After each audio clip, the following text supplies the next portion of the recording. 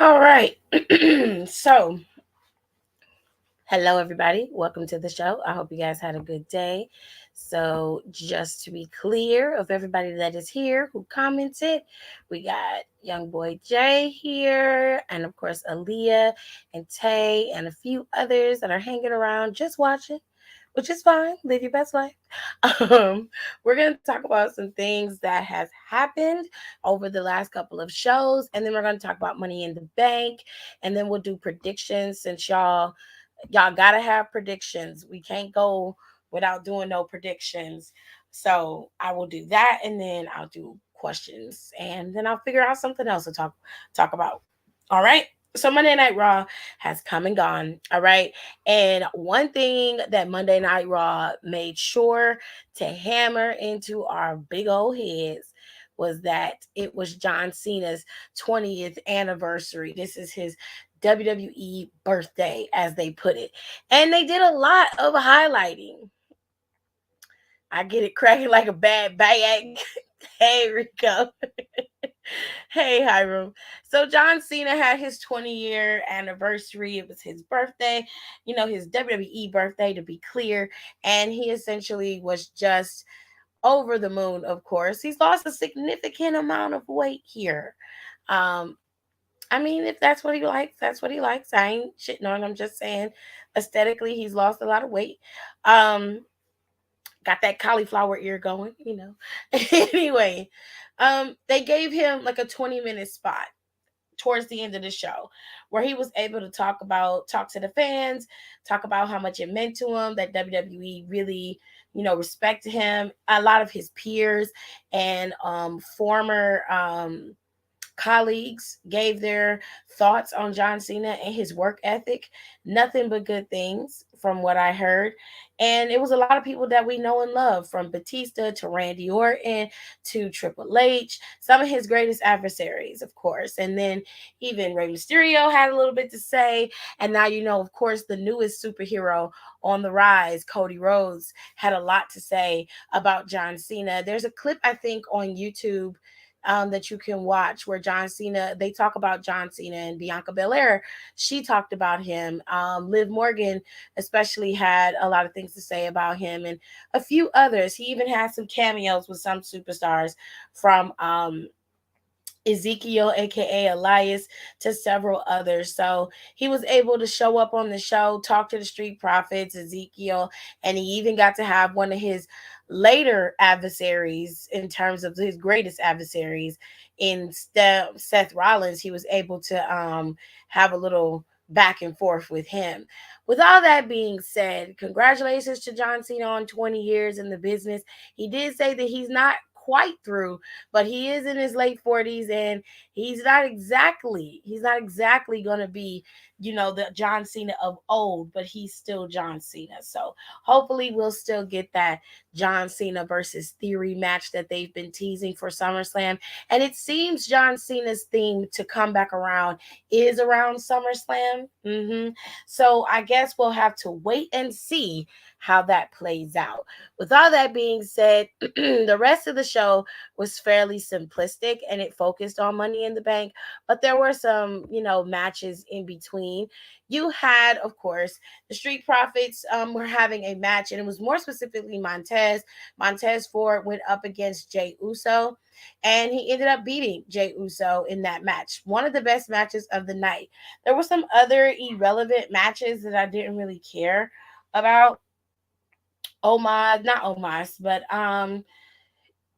Bobby Lashley had a match, and it was a 2-on-1 match against Alpha Academy, with Austin Theory being the special enforcer. He ended up winning.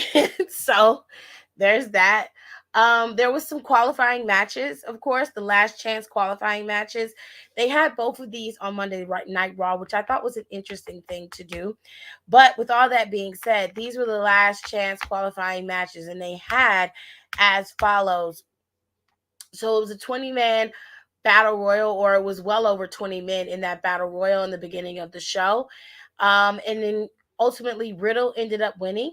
We got to see that SummerSlam is shaping up to be the biggest show And basically, The Miz is bringing back Logan Paul, and they're supposed to be challenging for those tag team titles, which leads me to believe that the Street Profits could possibly win those titles at Money in the Bank. And this is probably going to be the beginning of the end of the Bloodline and their dominance over WWE. But I guess we'll just have to wait and see. Yeah, so they teased Logan Paul coming back and teased the possibility of a rivalry starting between Miz and Paul. Um, I suspect Logan Paul will get some get back at SummerSlam, and then he'll pop up again, more than likely at Royal Rumble, and then he probably will pop up again at WrestleMania. I tried to tell people that that contract he signed to be a part of WWE was probably going to be more extensive than we thought. This was not a one and done for Logan Paul. He's definitely going to keep showing up. So you might as well either stop watching when he shows up or just get used to it. I tend to change the channel when he's there, so I don't really care one way or another. Um, Moving on. We saw a match between Morgan and Bliss for whatever reason. Didn't really care for that match either. They did their little rolling around thing that they do when one is trying to roll up the other, and it was, yeah, it was there.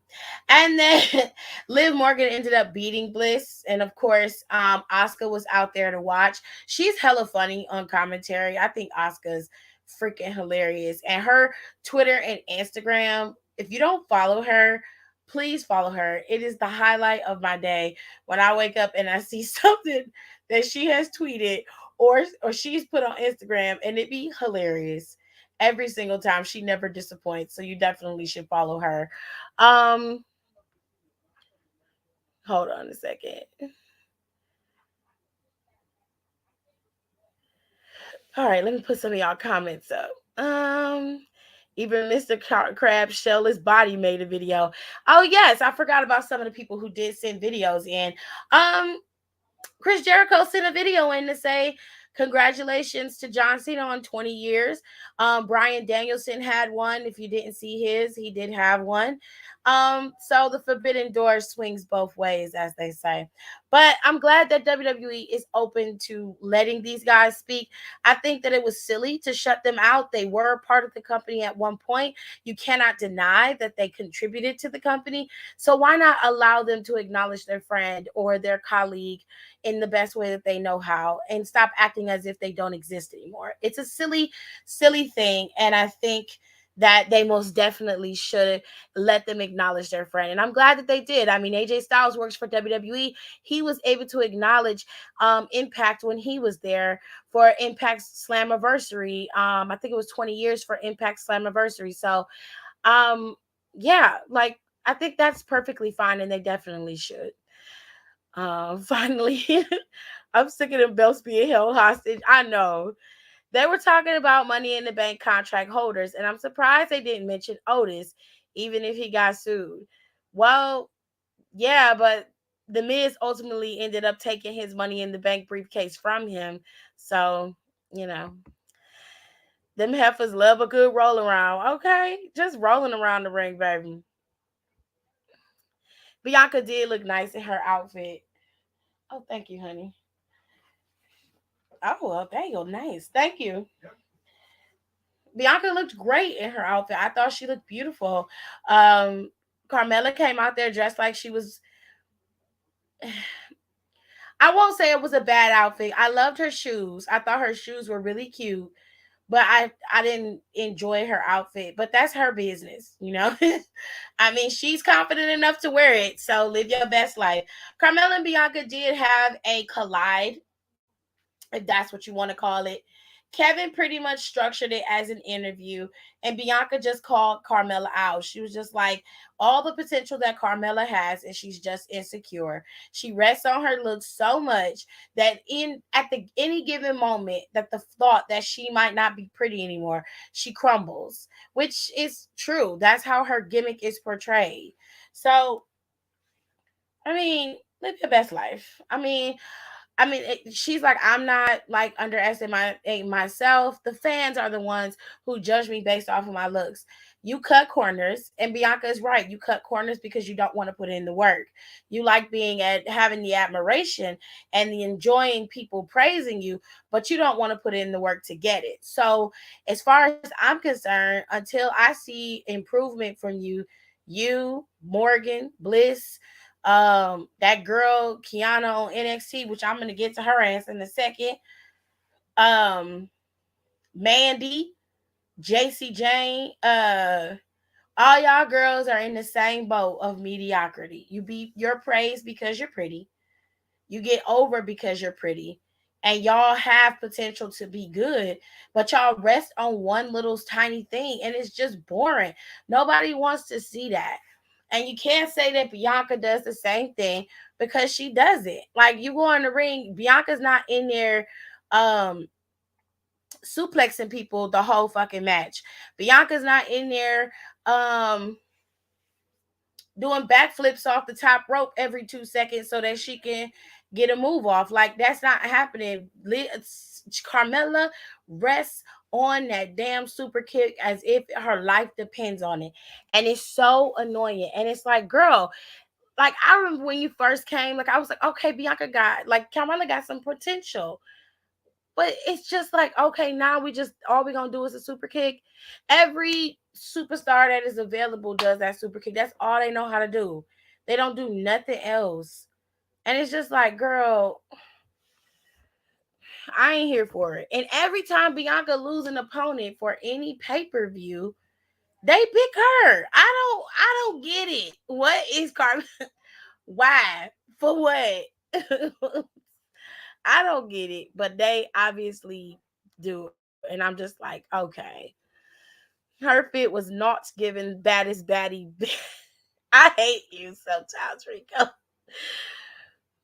Now, don't do Kiana like that. She just started out. No, I'm going to do her. Fuck all of that. No, no. When I saw that barefoot come across my screen, I was like, now you should have just sat there and ate your food. Child. I mean, she barely got that off with them tape ends hanging out. Anyway, we saw that. We ended up seeing Austin Theory trying to get in on John Cena and dog him out for whatever reason. He real bothered by John Cena for some reason, but you know, live your best life. What else happened on Monday Night Raw? I didn't see Kevin Owens go up against Ezekiel. I swear that match was supposed to happen. It was supposed to be Zeke or Elias going up against Kevin Owens. I didn't see that match. And I was like, okay. I thought both of them were supposed to be in the match this past Monday. And they must have scrapped it for time to give John Cena time to speak. So Kevin was not in Texas. He did tweet. And basically he was just like, I didn't want to be in Texas. Leave me alone. People kept asking where he was. And I was like, okay. Interesting. But at least they got Carmella out the way. I mean, if that's what you believe, you can believe it. Look, Kiana has a lot of promise. Check her out on Level Up before she got this girl boss gimmick. No. No, because see, I I'm tired of having to do research to see where you are.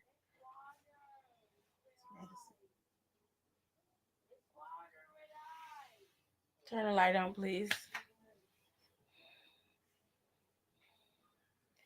Gerard's the one who gave him his medicine last. Okay. He would have to tell you where it is. Oh, it might be right there behind that lotion. What's this? That yours? No, that's his. I didn't see it on the floor. Oh, I got it. Oh, Lord. You okay? I'm tired of doing research to see how good people are. I want you to show up and show out. Now, I will give her a chance. I'll wait and see. I'll give her 3 more matches. But if all I get is this bullshit Michelle McCool shit that I'm getting, I'm out, Rico. I'm telling you right now. I am out. I'm telling you right fucking now. Done. The match got canceled. I watch the TV with the volume on low. I can't have it up high, or I'm not allowed to record it. WWE will flag it if it's up. If the sound is up. So I'm not gonna. I can't always hear what the commentators say. Anyway, what else happened? Oh, that threw me off. Hold on, y'all. They gave John Cena the 20-minute segment, like I said, and then Bobby had his match, and then everybody was talking about Omos was talking about how he was gonna win. You know, whatever. I was just like, child, if you win, the world is ending. Okay, the world is ending if Omos wins. I don't know no other way to put it.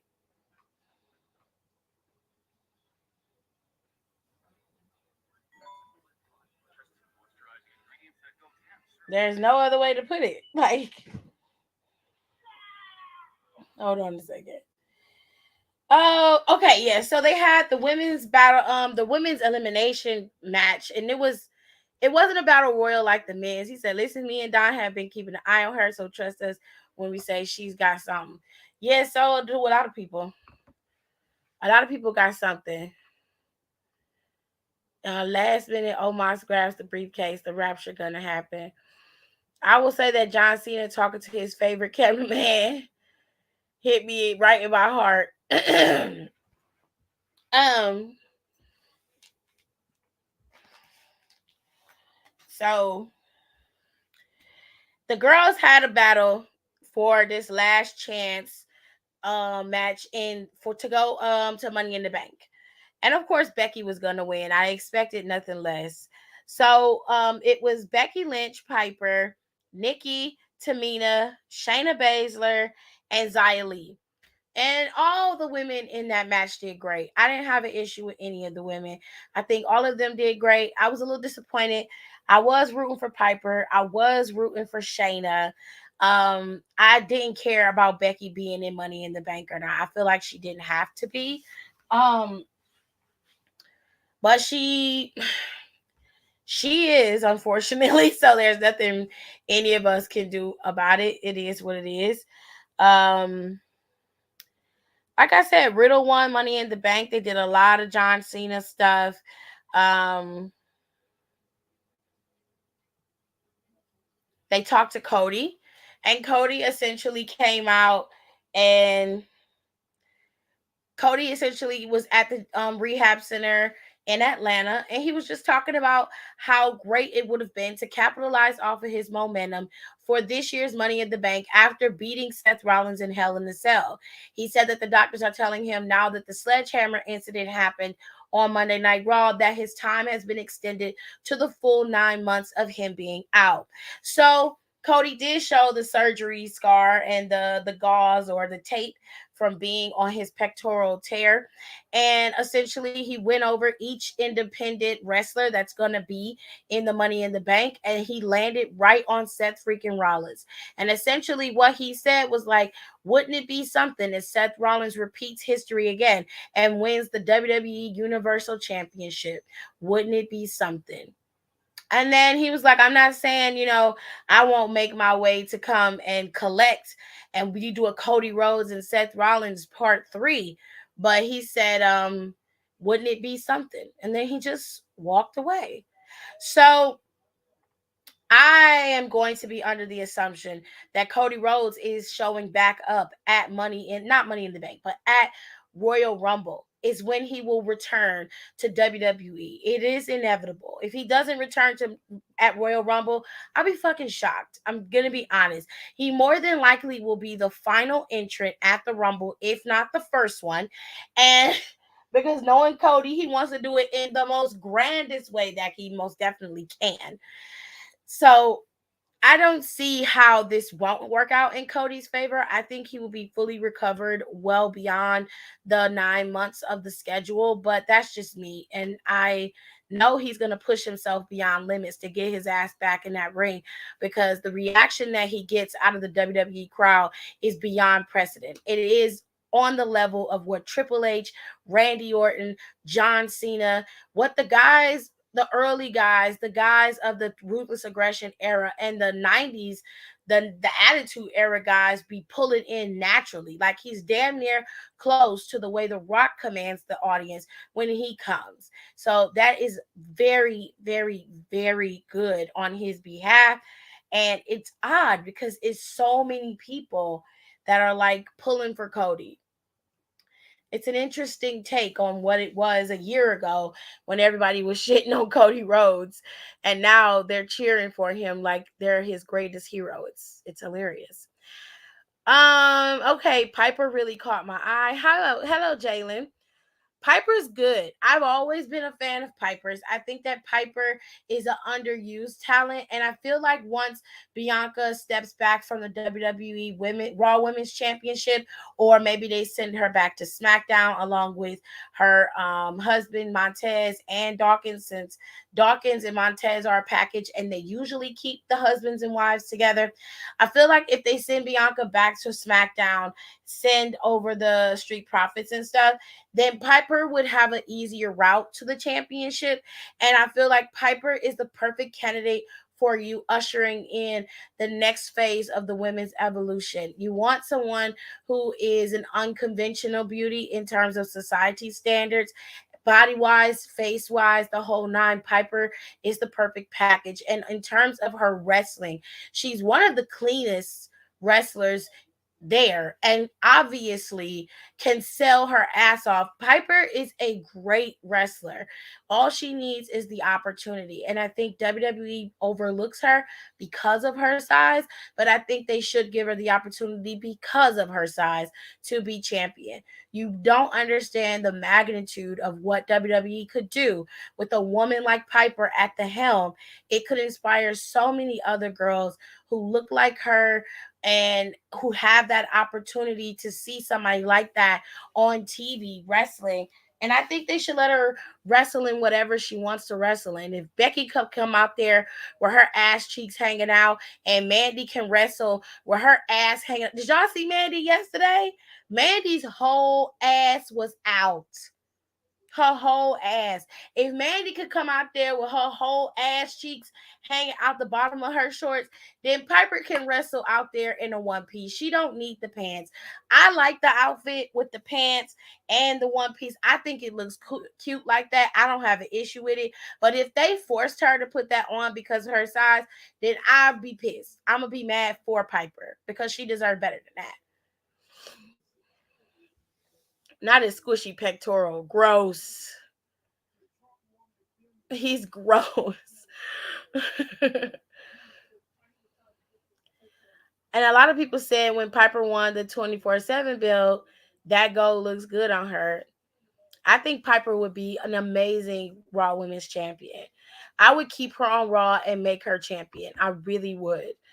And I would have her take that if they give it to Liv, which I'm pretty sure they would. I would have her take that championship off of Liv. If they give it to Bliss, I take it off of her. I would drop that title to Piper. Probably next year, have built Piper up to be a monster and just blow through that whole women's roster, just like they did fucking Roman. And I would give her that title and let her run through everybody. I surely would.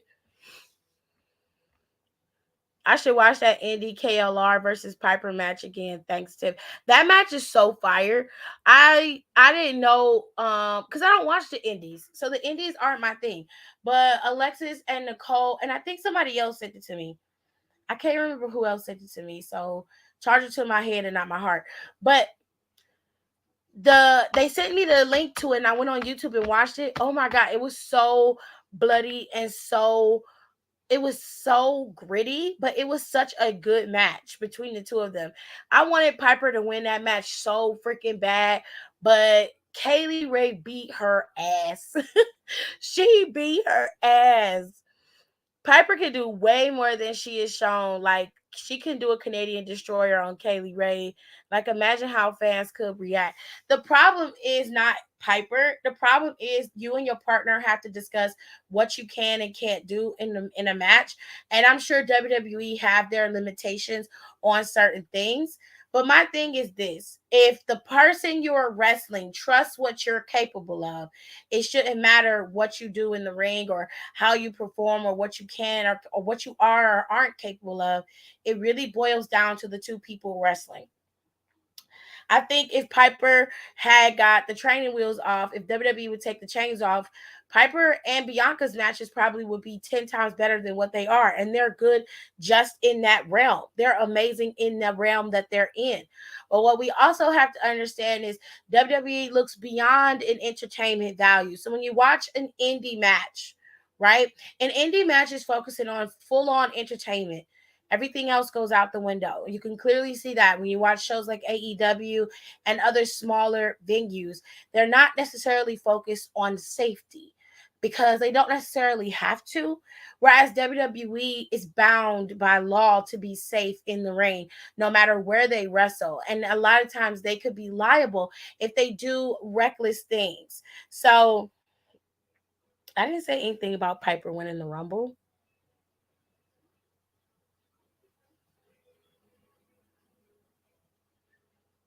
Oh, Rico said it. Okay. Anyways, so WWE is there. They want to put on good matches, but they also have to be careful so that people don't get injured. And number two, they do have to protect the wrestlers from themselves. I'm pretty sure Sasha and them and the rest of the people that were there and are there have been wanting to do amazing feats. Like Ricochet probably want to do some crazy ass shit that he was doing with Will Ospreay on the Indies.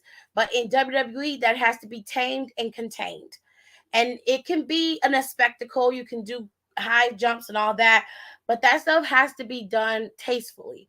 You can't just go off the cuff doing shit. And I think with the way that WWE is structured, yes, Piper is not allowed to do a lot of things that she normally would do, but even in the box that I guess you could put her in, Piper does amazing things. So I let Piper just be Piper. I wouldn't be worried about whether she can do a Canadian destroyer or not. It doesn't matter to me. I've never seen her do one. I'm pretty sure she can do one. And from what y'all saying, y'all have seen her do one. But as I said, a lot of times it could be a number of factors. It could be the person she's in the ring with has to trust her. And of course, the company has to trust that they'll do it safely. And I'm pretty sure they do. But there are just other mitigating factors that come into play with these matches. And I think a lot of times people just want to see what they want to see and they don't really care about the outcome of the match later on or what happens to people. Anyway, I'm gonna start watching more matches of her before she hit the main roster. It sounds like she's phenomenal in the ring. Piper is amazing. I love Piper. I've always been a big fan of Piper's, always, and I was so happy when she got to the main roster. But I feel like she should have got the same treatment that maybe Kong got before Kong started getting derailed because of Michelle McCool. And I feel like she should have got like Beth Phoenix's treatment. Maybe not as strong of a push, but Piper should have gotten a big push. And her start on the main roster with Eva didn't help her case, in my opinion. You should watch Piper versus Nikki Cross on the Indies. Droplets rejoice. Child, I'm not a droplet. You are a droplet. It's not my stilo. Let me dream. I've seen that match. I think they were reconnect recommending me, but I'll most definitely give that match a watch. Okay. Speaking of Bianca, the Sasha Cruz being stupid as usual, because in Bianca's recent interview, she stopped herself from mentioning Sasha when she was talking about main eventing WrestleMania, and what people are forgetting is how media and PR work. Her mentioning Sasha in any capacity leaves the door open for the interviewer to sneakily ask her about it and leaves the door open for the media to twist her words. Hold on, I'm gonna go to these other comments. which Bianca has stated several times. It's not her story to tell, and it's theirs, and whenever they're ready to speak, they will. I usually don't give the toxic fan base any type of play, unless they come at my neck for saying something. But I'll say this: Sasha's a grown woman. I don't understand why the conversation would be about Bianca. Bianca doesn't have to speak on anything that she doesn't want to. It's funny because y'all made it seem like y'all didn't have that same smoke for Bailey. Bailey's been out. Y'all don't ask Sasha when Bailey coming back, or do you know anything about Bailey's status? Y'all Sasha fans, y'all go about your business and you ask fucking Bailey about it. Why would you ask her or be mad at her about not wanting to mention Sasha's name? Bianca is Bianca. She's not Sasha. Mind your fucking business. Let her do what she's doing. Clearly, she knows how to do what she's supposed to do. Your dumb ass is not going to be able to sit up there and have no conversation, and you're not supposed to speak on her. What if WWE told her not to? Because you know how WWE is. So it could have been WWE told her not to speak on Sasha. That is an ongoing situation, and we are going to rectify it. And out of Sasha and out of Bianca's own personal mouth, Tears is right. She did say, that's not my business. I'm not going to speak on the matter until they speak on it. Let them speak on their own issues. But I wish them well. Let her live her life. She the champion. Y'all hoes always, you know what the deal is? You know what makes me so mad about this? Is if Sasha comes back, because let me tell y'all straight up, Sasha Banks has been officially released from WWE. She was released on June 10th. Per the VP of Talent Relations in the legal department, yes, she has been released. But because WWE is trying to work with her to get her to come back, they have not officially released the release statement. They're trying to work with her to get her to come back.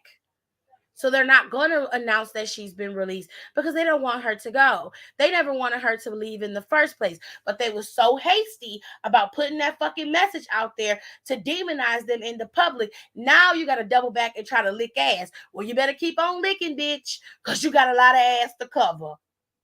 Okay? Now, for all you Sasha fans that's all on Bianca's neck, your anger is misdirected.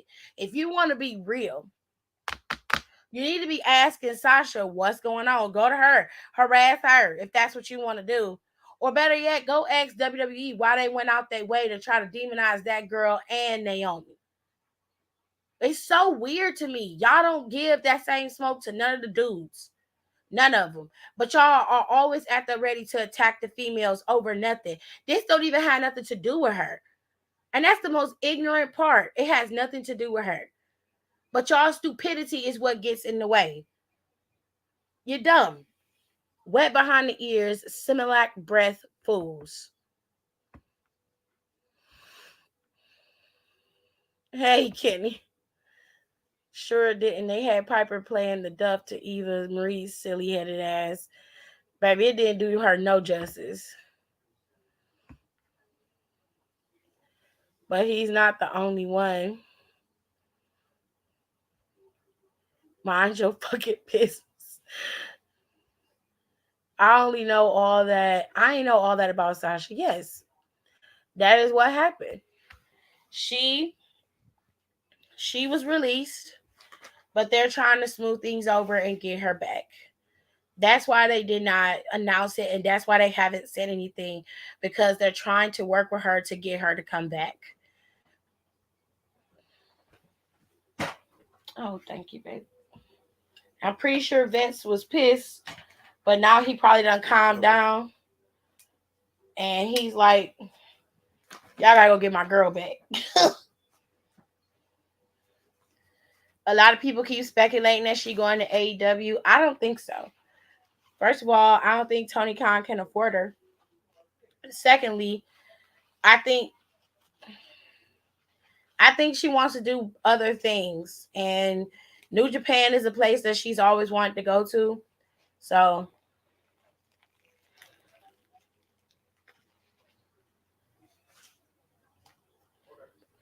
it's very possible.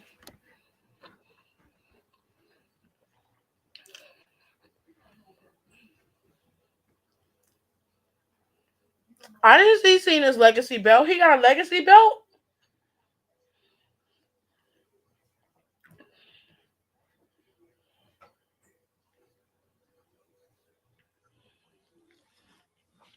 They're fucking stupid, flooding her timeline, saying you wouldn't even be in the main event if it wasn't for Sasha.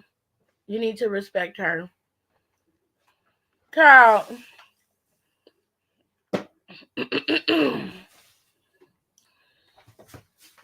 what is wrong with you?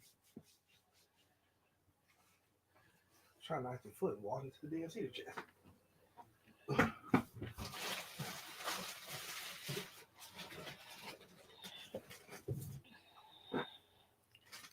So her not saying Sasha's name is disrespectful. You know what else is disrespectful? You hoes in somebody's comments telling somebody they need to respect somebody. You know what I find to be very interesting is social media emboldens a lot of you motherfuckers to be real ignorant.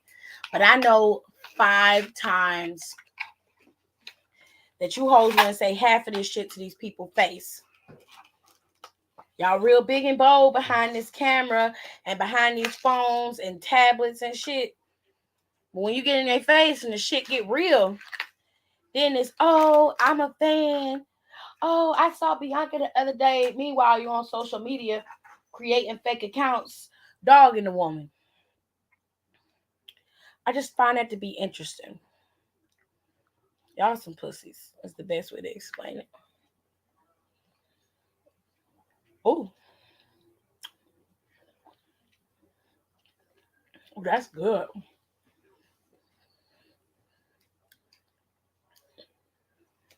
That butter pecan is bomb.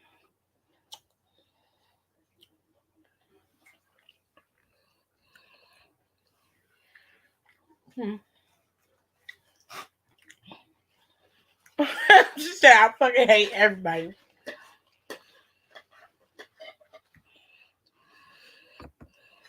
Tony Khan couldn't afford her freaking shoes. At this point, Sasha is bigger than WWE and AEW. The girlie got options. I'll take the link in the group chat. Hi, Portia. Shit, I fucking hate everybody. It's funny because anytime something goes on with Sasha, they always attack other black women. I saw the interview. She wanted to say her name, but knowing WWE, they told her not to. And told her not to. Like, it's no reason to dog the woman.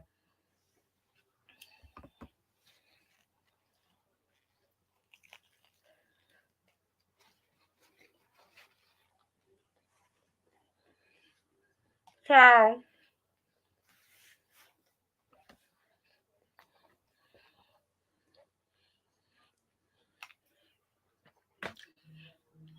all of them can kiss my ass.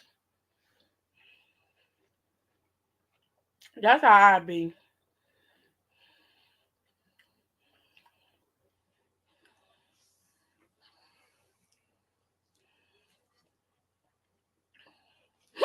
Excuse me.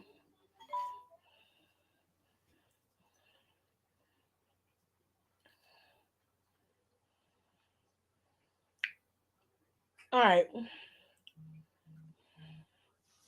I'm looking for the link Kenny sent to Cena's legacy belt.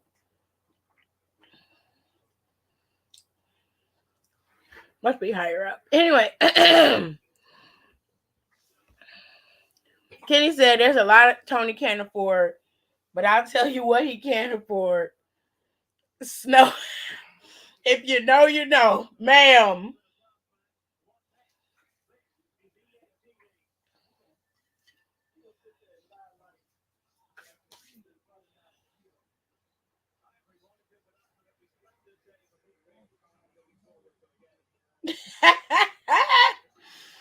Rumor has it they don't put Sasha and Naomi both back on the internal roster, so baby, all it takes is a little nudge, okay? We'll get those titles back in there. Don't worry about it. We'll advertise you. You'll be on SummerSlam for those belts, okay? They not That's playing with crazy. y'all. They don't want to lose Sasha. I wouldn't want to lose her either, to be honest with you. They probably promised that girl a whole month vacation and a championship run, honey.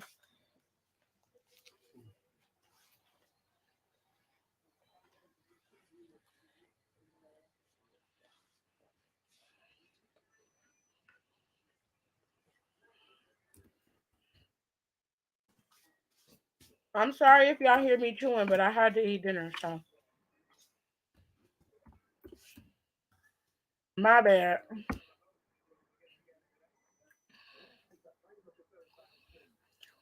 The fans say it's an ugly belt.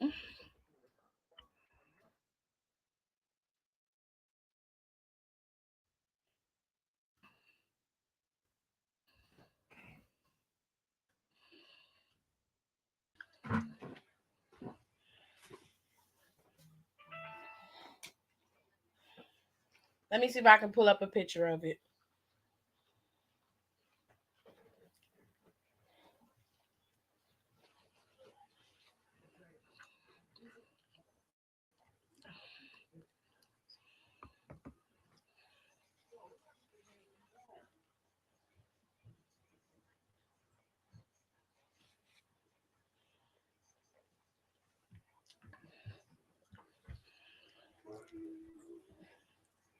All right.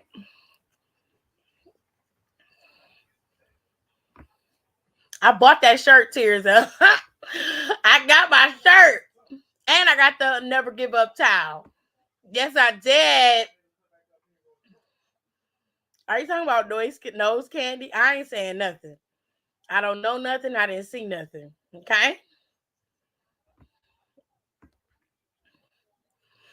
Them fucking stands need some dick or an ass whooping. They was going off about the interviewer calling Bianca the Beyonce of wrestling. And I'm like, not kidding, remind me that serious fucking belt.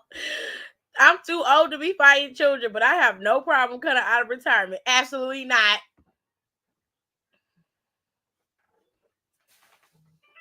Also, sidebar, having a bed in the center of the room is such a game changer compared to a corner bed. It's so much easier to make my bed in the morning. I agree. Hi, Icy Brazy. I sent it to you. Just fast forward in the video. They shouldn't have released her to begin with. She requested it, Tears Up. It wasn't like WWE just let her go. She asked to be released. Somebody was a little too hasty to release her, and they was fighting to get her back.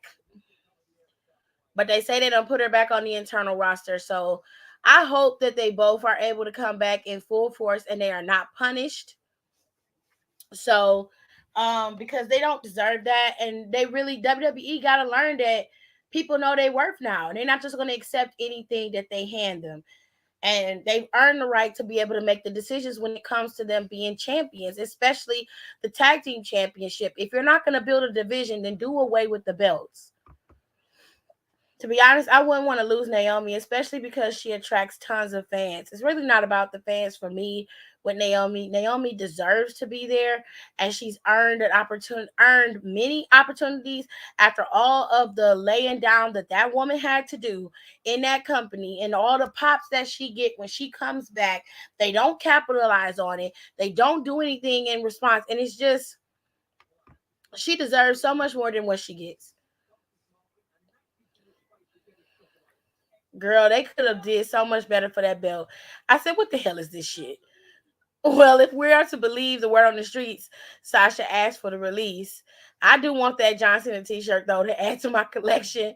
All I can say is let Sasha handle her business in peace. And with that, puto fuego and prosperity.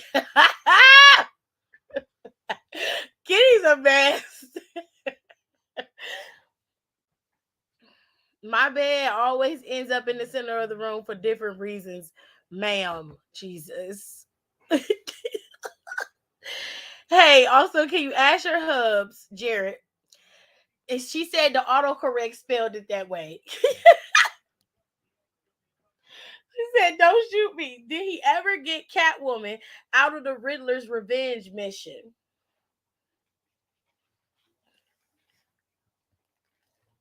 No. I forgot. I did it, but I don't remember how I did it. That was the last puzzle I did when I before I realized it was 200 of them. And I said, "Fuck it, I'm not doing no more."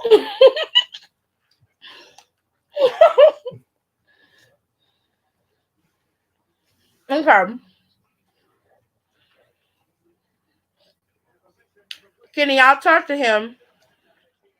Son of a bitch. I'll try to download it on my Xbox because I think it's free on my Xbox for Game Pass. Arkham Knight. hmm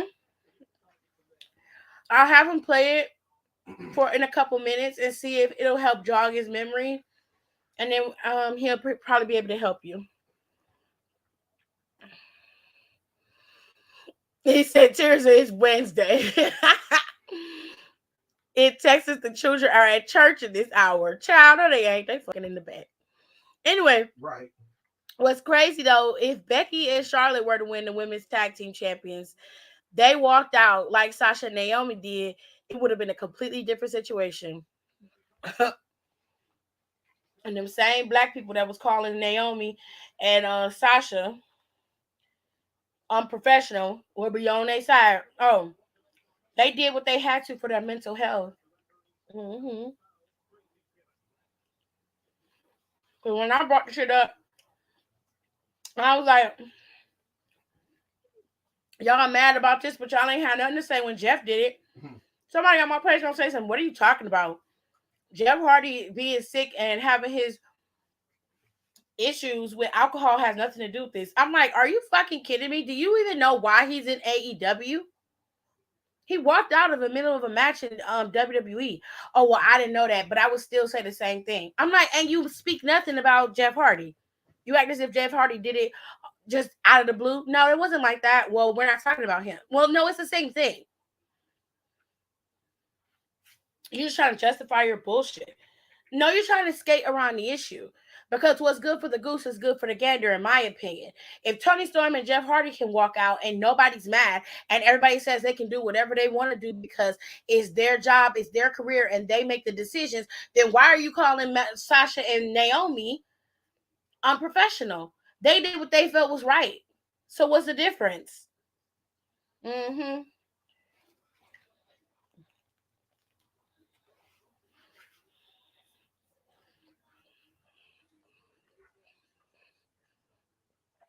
It's beginning on my fucking nerves. Kenny said this puzzle is gonna be the bane of my existence. It's in stages. She has to do other um she has to do other puzzles to get her out because it's like multiple challenges you have to do to actually free her out. And I think every time you do one of the ones they tell you to do, after you do one set and you go where they need to go do the next one, it tells you what to do after that. Did you hear him, Kenny? He said it's in stages. He said each puzzle to get her out leads you to the next. He said you have to do it in stages. He said, "Oh, word, word, coming in clutch, my brother." I'm gonna see if I can pull it up on the Xbox because Dry don't have that on the PlayStation right now. I do. I have to re-download it again. Hold on. Is it still on my hard drive? It might already be there. Let me see. Um,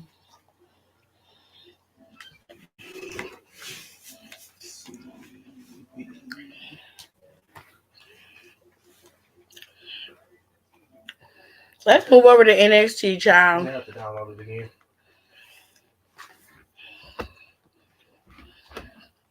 Cause Raw was okay before our go home show. The show wasn't hyping nothing. Ma'am, I was at Wednesday night service. Don't do me. Mm-hmm. Getting you some. Anyway, my man is away on a work trip till Saturday. Let me be.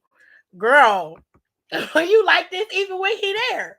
So it don't count. It is 110 fucking trophies on this game. By the way, prayers to Dana. She got into a bad accident a few days ago. She announced it. Mm. I'm sorry to hear that. I just went to look at the back. I just went to look. They're back on the active superstars. I told y'all. Baby, we gotta figure out a new laptop.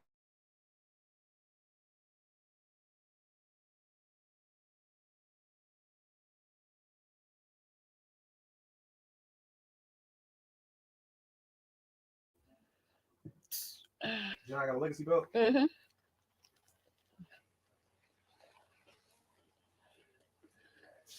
Oh, I like it.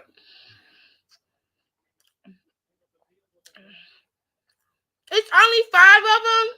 Damn. Y'all trash. That shit gonna be expensive as fuck too. It's not bad. I like the belt. Y'all be hating. Y'all have to forget. Y'all forget. I was around when John Cena was hype. I remember when he had the U.S. title, the one that Yeah. that Theory was walking around with. Mm-hmm.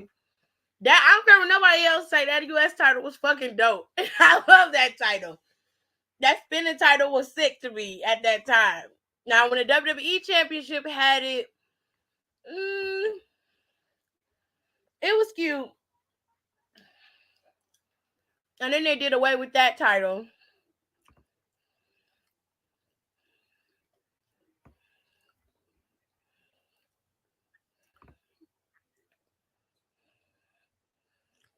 Oh, they got the green title.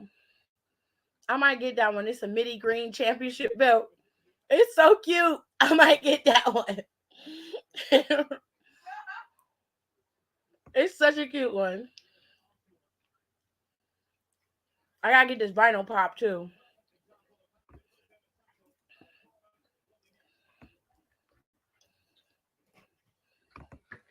Hold on, let me see if I can pull it up.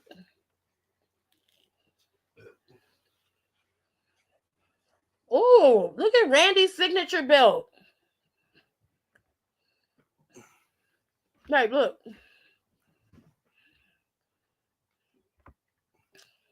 Like Randy's is dope. Ain't it sick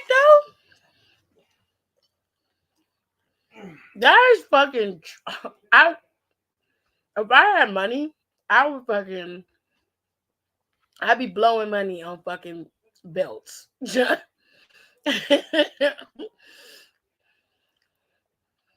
Dead ass would be blowing money on belts.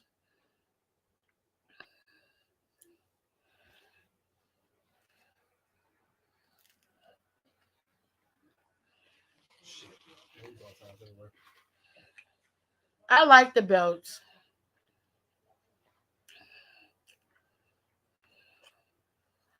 Girl, you know what I meant. Jesus. You know what I meant.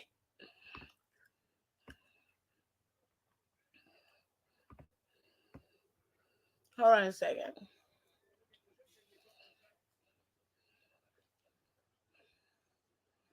We're going to talk about NXT in a minute.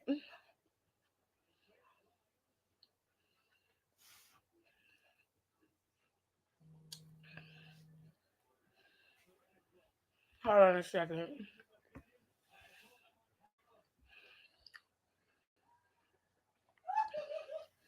She said, girl, you know what? He said, girl, you know what? I fucking wish I got some. And not at no fucking church on a Wednesday night.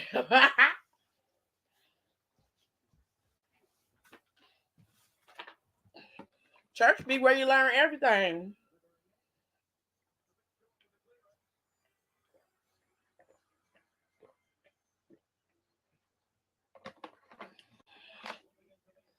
You learn the meaning of life. You learn about boys or girls. Depends on what you like. And they definitely learn about you, baby.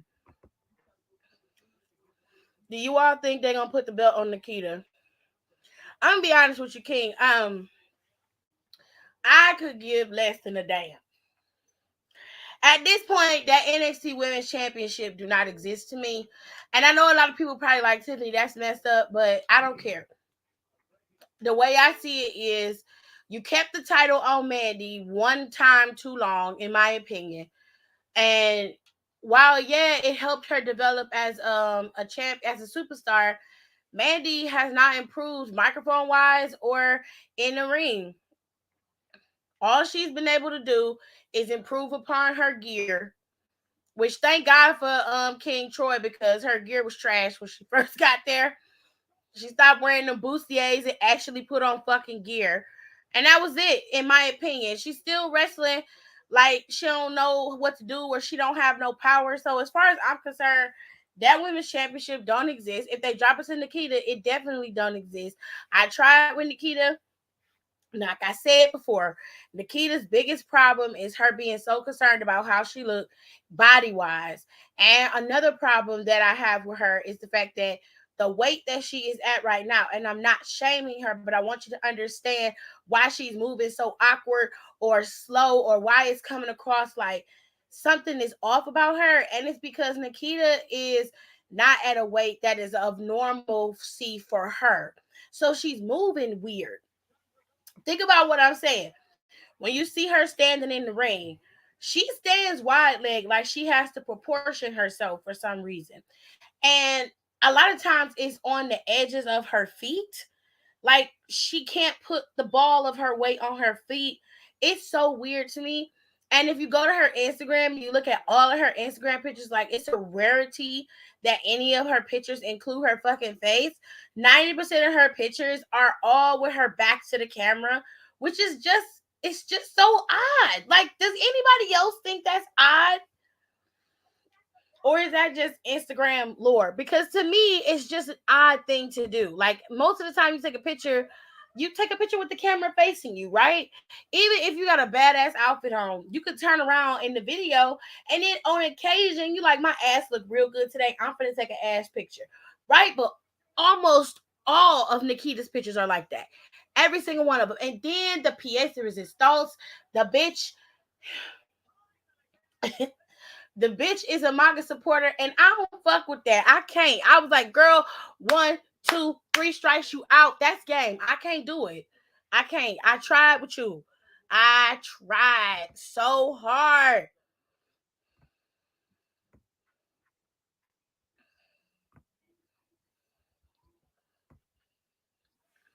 Yeah, the U.S. Championship spinner belt is what I'm talking about. Girl, I see where they were going, but I said, he said 16 jewels for his title reigns, and my face said beautiful gowns. I like the belt. I don't see what y'all issue is. I really don't. I don't get it. I think the belt looks nice, personally. What Rico said, we don't care about Miss Drag My Ass, Nikita Lion. Ooh, child. The only title belt I want and will forever want is Naomi's glow belt, but I don't think they'll ever make a replica of it.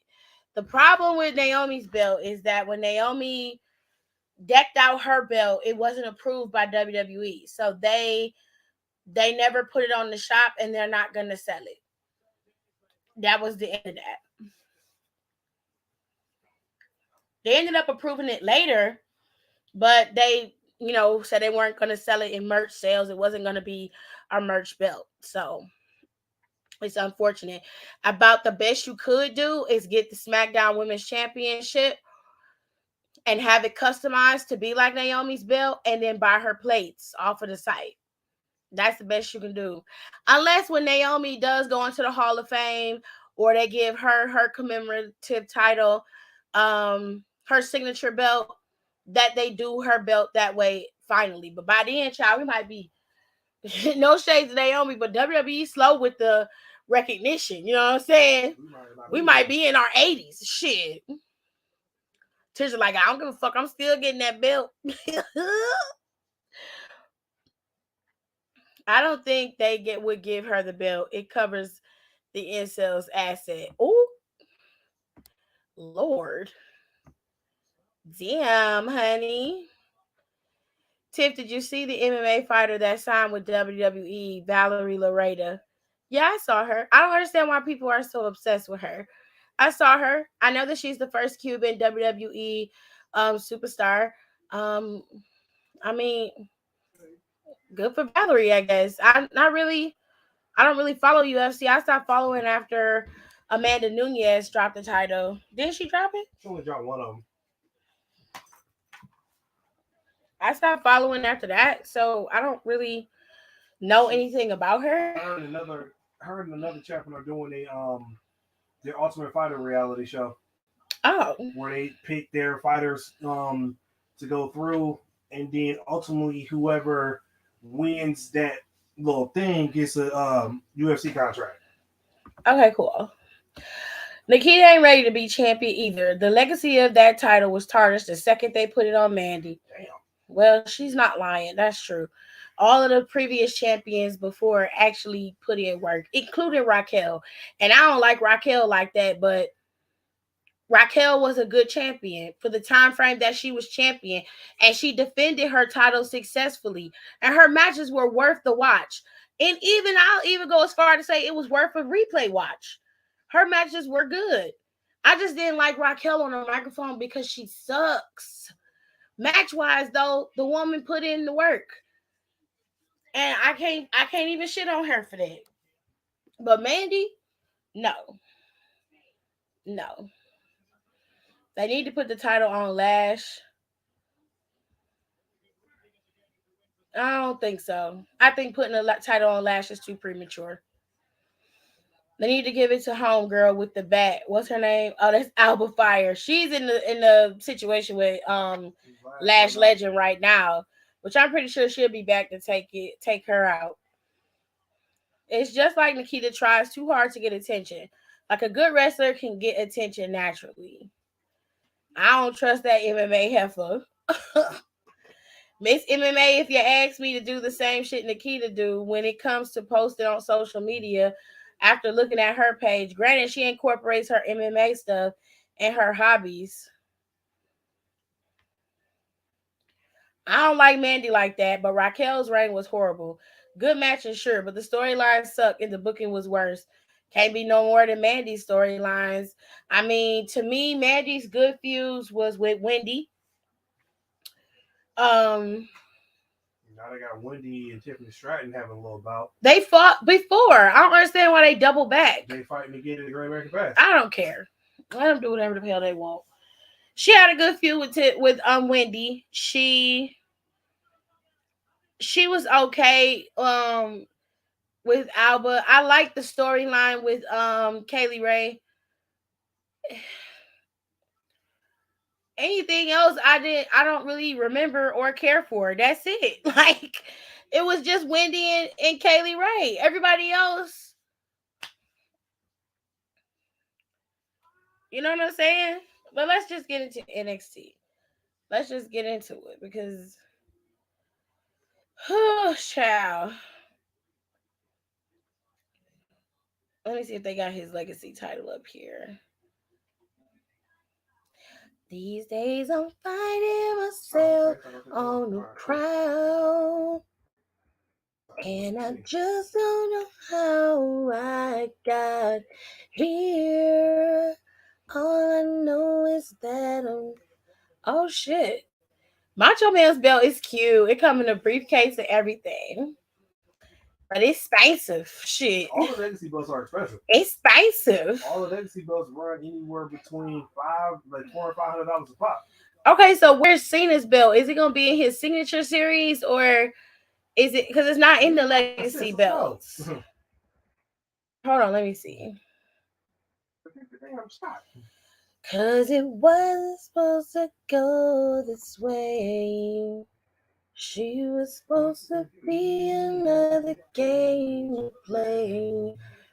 And I can't figure it out. I don't know how she did it, but she made me fall, fall, fall.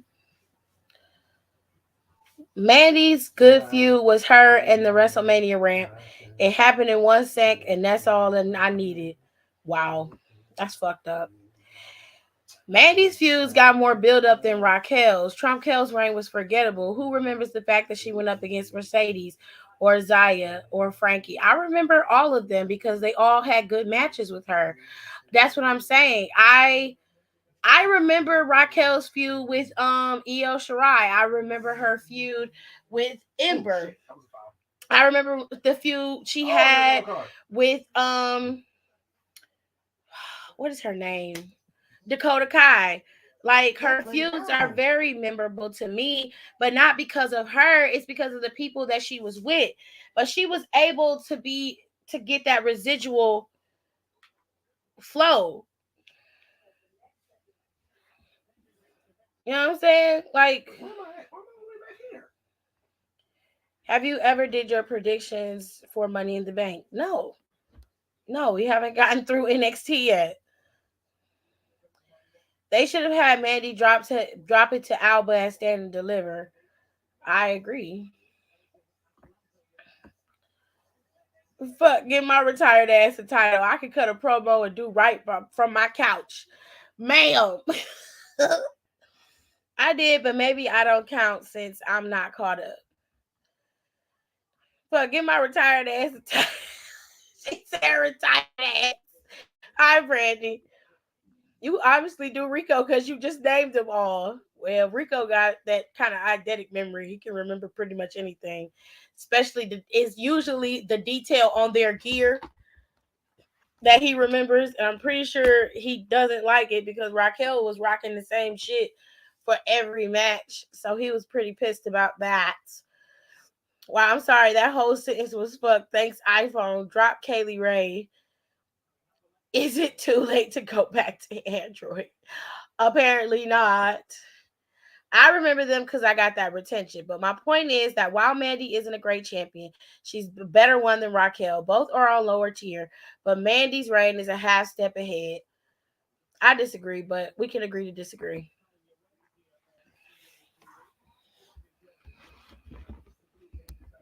All her sweeties and honeys and shit.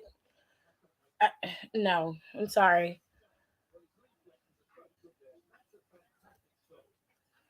It's like waiting around for the punchline and the punchline don't do shit with Mandy. And at least with Raquel, the joke might have been bad, but the punchline came through in Well, at the least you're end. not keeping it 100 with you.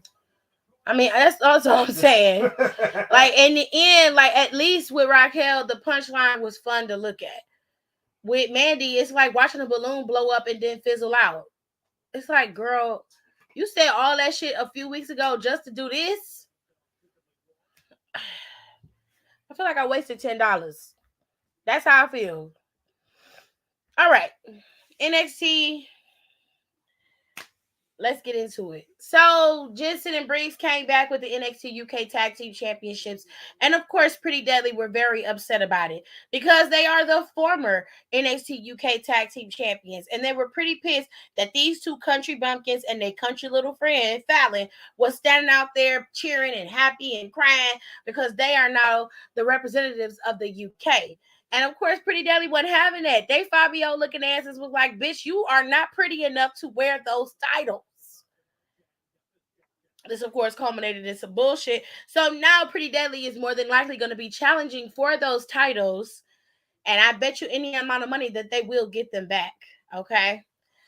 With all that being said, we also got to see the Creed brothers and Diamond Mine go up against Joe Gacy and his druids. All right. Diamond Mine is imploding. And it's all because of Roderick Strong and his power tripping bullshit. He doesn't like the fact that the Creed brothers are excelling on their own without him, and therefore he's making it an issue when they don't listen or when they follow direction and it doesn't work out in his favor. He begins to make it seem like it's their fault when in fact it was his fault. Diamond Mine lost the match because Roderick tagged himself in when one of the Creed brothers had the jump on them, and he ended up getting taken out and pinned in the end. Now it got to the back of the locker room, and the group was arguing. They were fighting, and basically the Creed brothers are just like, we followed you down to the letter, did everything you told us to do, and we still lost. Clearly, it is not our fault. This is all on you. And Roderick says, no, it's their fault. Y'all the ones who did it. Y'all definitely are the problem. So now I'm gonna have to teach you a lesson. At Great American Bash is going to be me and Damon against you two for those tag team championships. And I'm going to take those belts to teach you a lesson. That's what he said. So the Creed brothers are defending against their very own Diamond Mine. If you care, watch it. I'm pretty sure it'll be a solid match. The Creed brothers are solid wrestlers through and through. And of course, you got Roderick Strong, one of the greatest wrestlers in the WWE. Definitely is going to make a good thing. The key thing to look at here is with Damon. I think that's his name. If I'm saying his name wrong, please forgive me. But Damon is going to be a good thing to watch because you need to see where he stands in terms of his ring work. But him being with Roderick Strong and in the Creed brothers, with them practicing, learning things together, he better pick up something because, bitch, you are in very, very, very good company. And if you fuck up, it's definitely going to be noticeable. All right? Raquel is doing better and is light years ahead on the main roster than Mandy was. True. Her and her baby teeth, she doing all right. Especially when she run out of breath. Oh, that was so aggravating. Raquel got washed by Ember in their feud. That's when I knew we was in squalor. Washed by Ember. Did you watch that match with Ember and Raquel? You talking about promo wise? Because if you ask me, both of them was weak on the microphone. Raquel Ember didn't say nothing that put Raquel's ass down on the ground. I mean, Raquel always come back with like a little looky here, Chiquita, and you like, bitch, Chiquita banana. What the fuck does that mean? Girl. What, you wanna know what my name is? I mean, what you want me to do? I'm like, I don't remember it that way. I remember them going back and forth. The promos wasn't that great, and I remember Ember getting her ass whooped, and then that was it. You know, that's what I remember. It won't be long before Flushed Away and his caddy turn on the Creed brother. I mean, that's all she said, Rico. She called everybody a Chiquita because she is bigger than everybody. She said the same thing. Look here. One person I'm not trying to cut promos with is goddamn is Phantasma punk ass. Oh hell no. What in the silent party? What is going on? This nigga said something. I don't want to talk to you. It look like the headphones from silent parties. What the hell is that? They give you these headphones. They're either red, blue, or green, and on the headphones are channels. So there's usually 3 DJs at these parties, and each DJ is playing a different kind of music. Some playing top 40, some playing pure hip hop, some play R&B, and whatever channel you have on, that's the one you listen to. So you see everybody with these headphones on, and it's red, and they either got the red, blue, or green channels. But meanwhile, if you don't have the headphones on and you take a picture from up top or a video, you see niggas, you can't hear anything. You see a bunch of niggas with headphones on, and they just dance, and everybody just dancing to their different music. That is weird as hell. It's fun. It's super fun. And then sometimes the DJs will link up. You'll see the whole crowd get on the same wavelengths, on the same color, and then everybody headphones is bright, and everybody, it's all lit up. All the things, and they look just like that. Like it's colors around the outside of the headphones. Oh no, these the gamer headphones I bought. Oh, freaked me out. Acting like I thought it was something gross. I was gonna say, get out of my room, Kristen. Silent parties are fun. Get out. Google it. Are you online? Yeah. Hi, folks. It's the bro. Wow. They can just hurry up and get the musty minge muncher Roddy the Rat away from my screen. Jesus. What is wrong with you and Roderick Strong? I know he's not like the greatest at promos, but Roderick's a solid wrestler. I think he would do better in AEW, quite frankly, but whatever. Disregard the unsent message. I ain't really watched NXT yesterday. I only watched my husband's part. I can't. Aaliyah says hi. Who? My friend Aaliyah. Hi, Aaliyah. I don't know who that is, but she's always in the live. Sometimes she's not in Instagram a lot, but she's always over here. You said hey to me, so hey to you. Raquel's best promo was the one she ripped on. That's true. That was her best promo. I know of those parties. Oh, Aaliyah says she know about the parties. Oh, the silent parties. Yeah, they're a blast. I ain't never heard of that before. Mm-hmm. They're fun. I remember during the buildup of the feud, the 2 weeks we got of it, Ember was bringing the heat and intensity. And I was like, how is Ember of all people bringing the heat? I think it was because she was going up against Raquel that you assumed it was heat, but it was really just an Ember. No heat, just an Ember. Ember, a flash of heat. Period. Cherry on the cigarette. It was very much menopause. That's what it was. It was menopause, a heat flash. It came and it went, boo. Okay? Guys. Okay. Y'all also heard Christopher, you over there tripping. Pretty much. Roddy and Marina give me musty vibes, and I don't like that. Okay, Carisha. I swear to God. Right? What the day is? Tuesday. Them old country there. What it is? What the day is? Tuesday.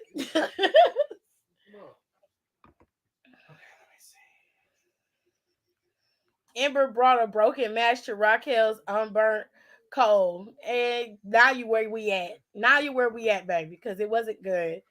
Now, of course, Tony, Tony, um, Tony Danza or Tony the Don was out there mad because Phantasma cost him a match last week, I believe it was. He wanted the brass knuckles, and Phantasma, I don't know if he gave it to him or not because I didn't watch it, so I ain't gonna speak on something I didn't see. But he ended up calling him, and I didn't get to hear exactly what he said, but it seems like their little alliance is over and done with. Okay, baby, don't eat all my ice cream. Here. Their little alliance is over, okay? Phantasma is done being an errand boy. And he was like, bitch, fuck you. Fuck you with whatever you got going on, honey. Okay. I haven't played this in a long ass time. Oh my God, that is delicious. I haven't played this in 2017. Holy shit. Alright. Babe, that's good. I don't even fuck butter pecan like that, but that's really good. Right? Okay. So he threw the ring in the water. And then he threw his phone in the water. When Phantasma called him laughing. So we had that. Kiana made her debut against Indy. Her little fake ass Michelle McCool impression was weak. She had the match against Indy and she cheated and won the match. After last week tearing the girl up in a promo, she had to cheat to win. No matter what you do, bitch, what you say, or how many glasses you buy, or how many times you talk about people not being your friend. Ring wise, I haven't seen you on Level Up. Rico attests to her being great on Level Up. The way I see it, what I saw Tuesday was okay. Has she wrestled on NXT before?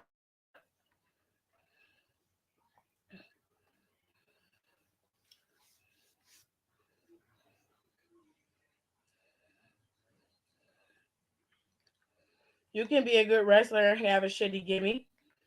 True, I just don't like her. She reminds me of Michelle McCool. And I don't like it. So until she do something different, she gonna be ass water to me.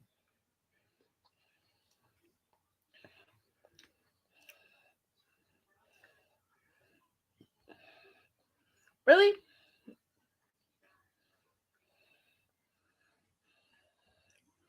Okay.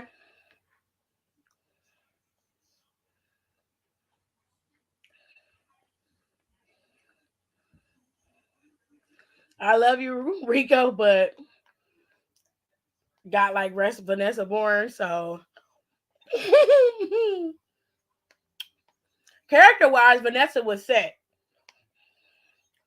Ring wise, she wasn't bad, but she wasn't something to cry over. But character wise, that bitch had her shit together.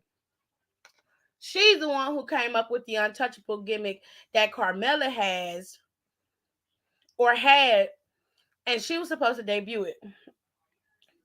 And I was like, okay. Oh, okay. See that's why I stopped. 243 riddles you have to solve.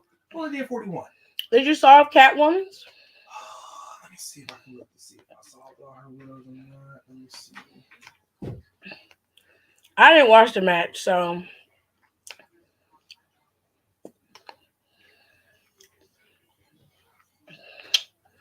when I saw her, I said, "Why is she walking so hard and trying to be sexy at the same time?"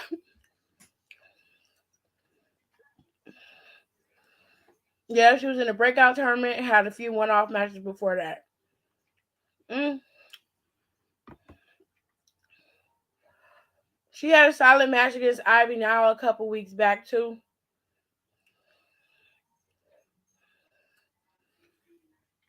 This was Kiana's debut as this little character that she's in. It was a debut to me, so. But if you say it's not her debut, that's fine. Not she trash. I never said Vanessa Bourne was going to be phenomenal, but she had untapped potential. He needed a villain. She would have been an okay one. Somebody you definitely can hate.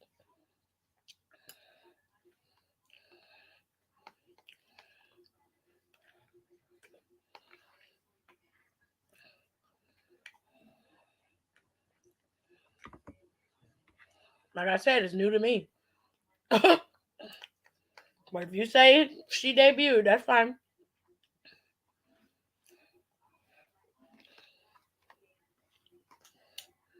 Anyway, Sanga had a match with Zion Quinn. For whatever reason, Zion attacks Sanga before the match even could get started. They ended up having a match, and Sanga ended up winning. There really wasn't much to it other than that.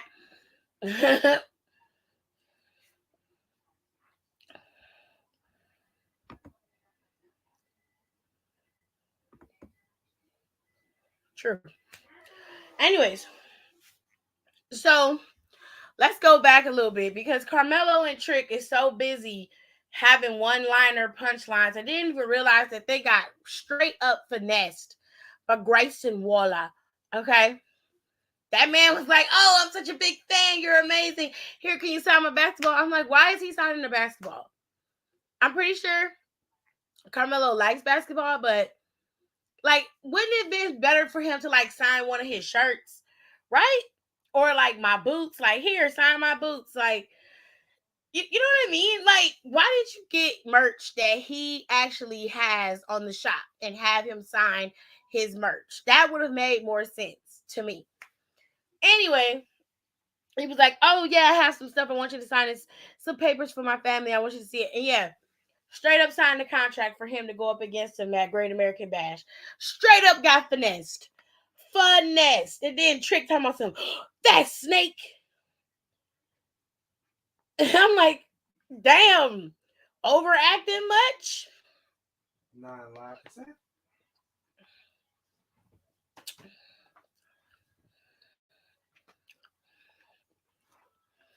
Hold on.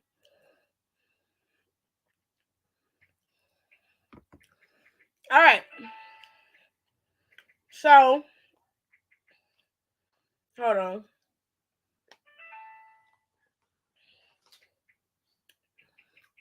Nikita came back and challenged Mandy to a match. They had one. I didn't watch it because I told you I'm tired of watching Mandy. And I'm sick of Toxic Attraction, so I'm good. Um, Ultimately, Mandy didn't like the fact that she was getting ready to lose, or the girls didn't like the fact that she was getting ready to lose. So they came in there and took Nikita out. This in turn brought out Cora and Roxanne, who helped take out Mandy once again with a super kick to the face. The girls was laid out on the ground, as was Mandy. They ended up walking back, holding their titles, and they have to challenge for the title. So it's going to be Cora Jade and Roxanne versus Toxic Attraction in a tag team title bout. And I don't believe Mandy is defending her title at Great American Bash. But whatever. So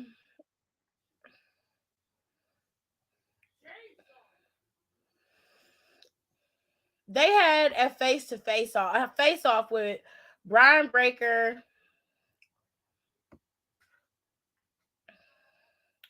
and Cameron Grimes. Okay. Brian Breaker and Cameron Grimes had a face off. Before I get into that, Gianni Vinci beat Eichmann Jiro and his, fucking vest and shit, whatever. Like I said, Sanga beat Zion Quinn. And that was pretty much it with NXT. Now Zion Quinn went to the back and saw that Apollo was talking to Solo, telling him, don't be so hard on yourself. You got this. Yada yada yada, right? So that's when Zion came up and was like, hey, you don't need to be looking at him, you need to be looking at me. I'm the big dress, I'm the best package. I can speak well, I look good, I can wear a nice suit, I can be put in movies. I'm definitely something you put on TV. Just look at me. And Apollo was like, you know what? You might have some truth to that. But yeah, see, when I look into your future, I don't see that. And he walked away. So now it's Apollo Crews versus Zion Quinn, which in my opinion is probably going to be a pretty solid match. I like that Apollo Crews is back at NXT. I think this is more in his element, and it's a more smaller environment, a more welcoming environment, and I can respect that. I don't think Tay should be watching All the King's Men or All the Queen's Men. I don't think he can change the channel in there. It might be locked up because of what's recording. Let me see. No, he watched SpongeBob. No, he not. He just changed it to SpongeBob.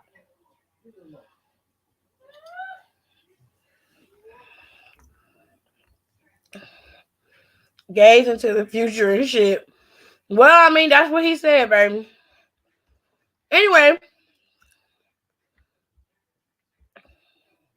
now earlier that night, Roxanne Perez and Cora Jade had a match against Katana and Kaden, and Katana and Kaden lost the match once again. And they were very upset. They got in the locker room. Some girl was in the locker room. They didn't like the fact that she was staring at them. And homegirl was like, don't get mad at me because y'all keep losing matches. I was like, girl, for once sis got a point. She was like, don't take your shit out on me, girl. I ain't the one out here losing matches. I don't blame her. Anyway, final thing that happened on NXT. Okay, I didn't know her name. I don't need to know her name. Anyway, final thing that happened on NXT was Cameron Grimes and Braun Breaker. So Cameron Grimes and Braun Breaker had a little face-off. And essentially they was going at each other's neck about their potential matchup at Great American Bash. And Cameron Grimes tore Braun Breaker's ass up. He was like, we get it, Braun. You're bigger, you're stronger, but you don't have heart. And you definitely don't have my heart.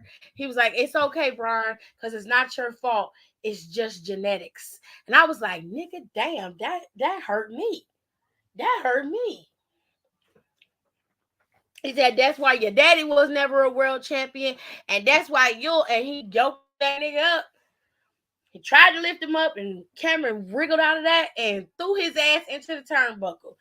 And his arm looked like it was jacked up. And then he took him and threw him into the turnbuckle again, and the bitch broke. He broke it, honey. Brian Breaker sitting on the ground. He's talking about he can't move his arm. And I'm like, oh shit. Cameron Grimes is in his face while the doctors and the refs are sitting there. He like, Brian, you was right. You probably was right that I probably couldn't beat you at 100%. But you're not 100% now, are you? And then he just told the refs and the doctor, he was like, you get him together. You make sure he's all right. He's got a match with me next week. I was like, damn. Where was this dude hiding? I see you, Cameron. Oh. Okay. I did free her. That's the trouble you get when you free her. It's 10 separate trials that she have to go through. Yeah. I'm telling y'all, I was like, okay, Cameron, I see you. I see you, Cameron. Cameron was not playing. He was like, Brian, your big monkey ass is not finna take me out. You understand me? I love it. So that was NXT. Now the Great American Bash is next week on Wednesday. It's Tuesday, right? It's on Tuesday. Yeah. So Friday is the last day before Money in the Bank. Saturday is Money in the Bank. We get a break Sunday.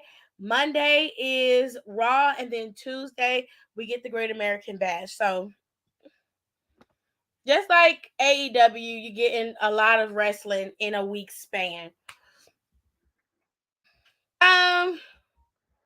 All right, so let me go to the Great American Bash and see if I can pull this stuff up. Give me 1 second. I'm going to put y'all on hold for a hot second.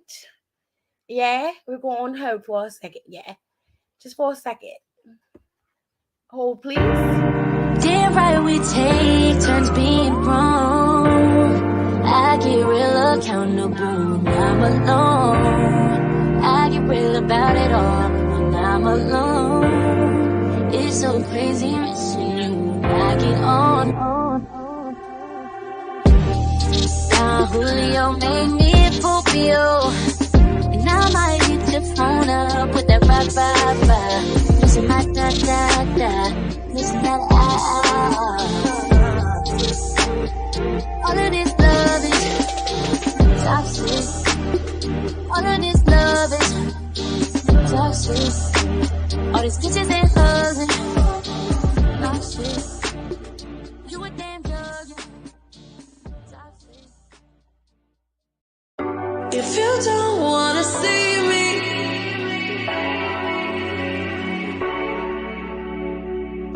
if you don't wanna see me,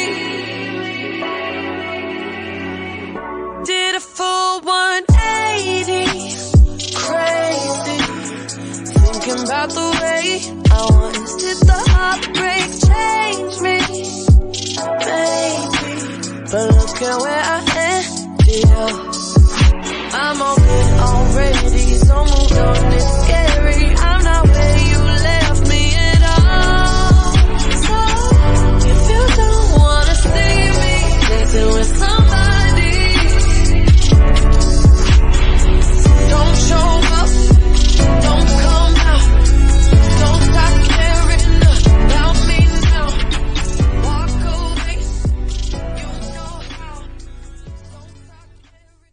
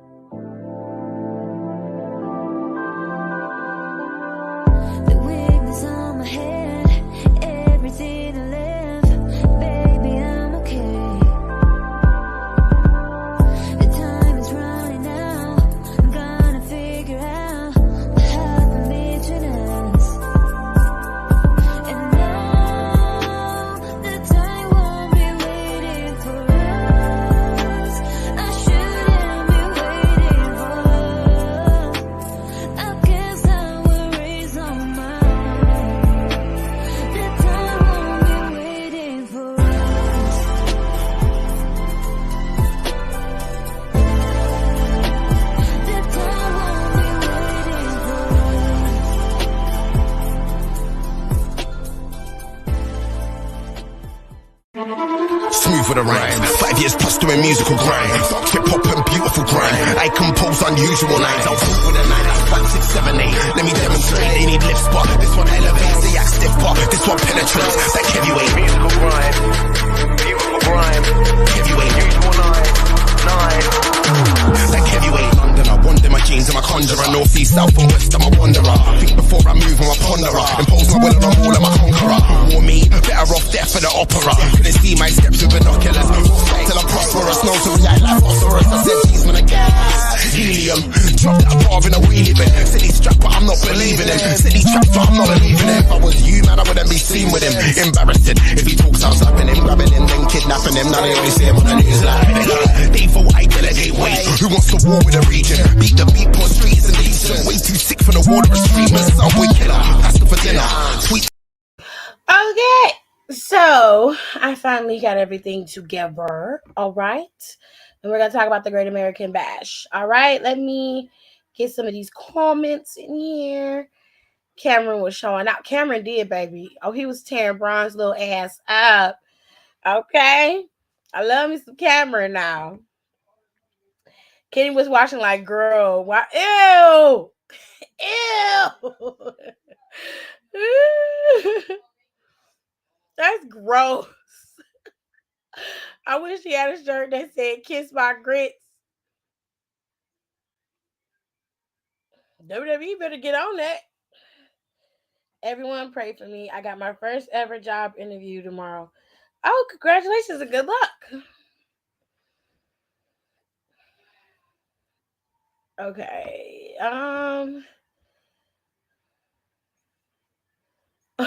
She's a mess. Hi, Kayla. Tisha say, yes, Kenny, you calm down. You're always encouraging people to be gross. Have to reel her ass in too. Oh, you're welcome, Brandy. You got this, girl. All right, so let's talk about the Great American Bash next week. Then we're going to get into Money in the Bank. All right. So Tiffany Stratton is set to go up against Wendy Chu at the Great American Bash. What do you want, Octavius? Sonia. Go in your room.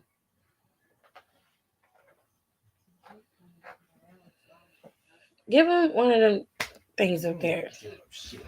That's my whole jacket. She tell you, I ain't get nothing. Fine, he's just gonna go downstairs and steal it. Anyway, so Tiffany Stratton is going up against Wendy Chu once again. I don't know why, but in this picture, why Tiffany look like she been sniffing coke?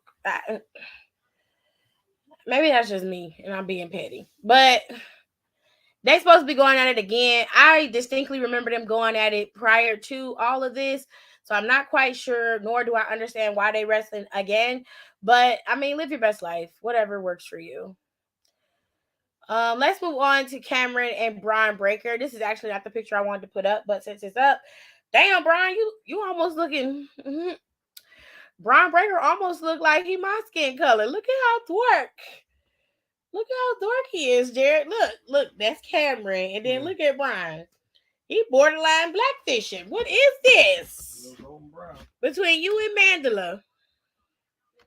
You real golden brown out here in these streets, Brian. And we can tell that's not your color because around your eyes right here, it's white. Yep. You're not supposed to be that color. No, that's not you, baby. Okay. Maybe you should go a little light on the bronzer. And no man makeup. Because that's what you got on. You got on foundation. It's real smooth foundation. I might go ahead and steal it. Tell me what your brand is, so I can have smooth skin like you. Anyway, Cameron didn't have to do my man Brian like that. Oh, he let him do it. He very much did, because he could have came back and said something. He didn't say nothing. He chose to get violent.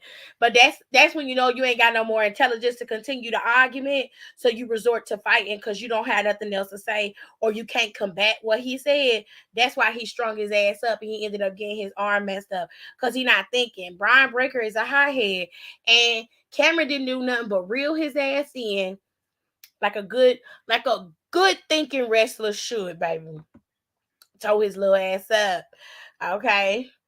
Rise up, sleepers. Y'all be having some ugly ass names for these fan bases. First y'all droplets, now y'all sleepers. Nah. Well, coke ain't cheap. What that supposed to mean? Per her gimmick. Don't her daddy pay for everything? So I'm sure it's not cheap. I mean, she probably just going his stash. Anyway, um, Brian getting a hot dog tan, child.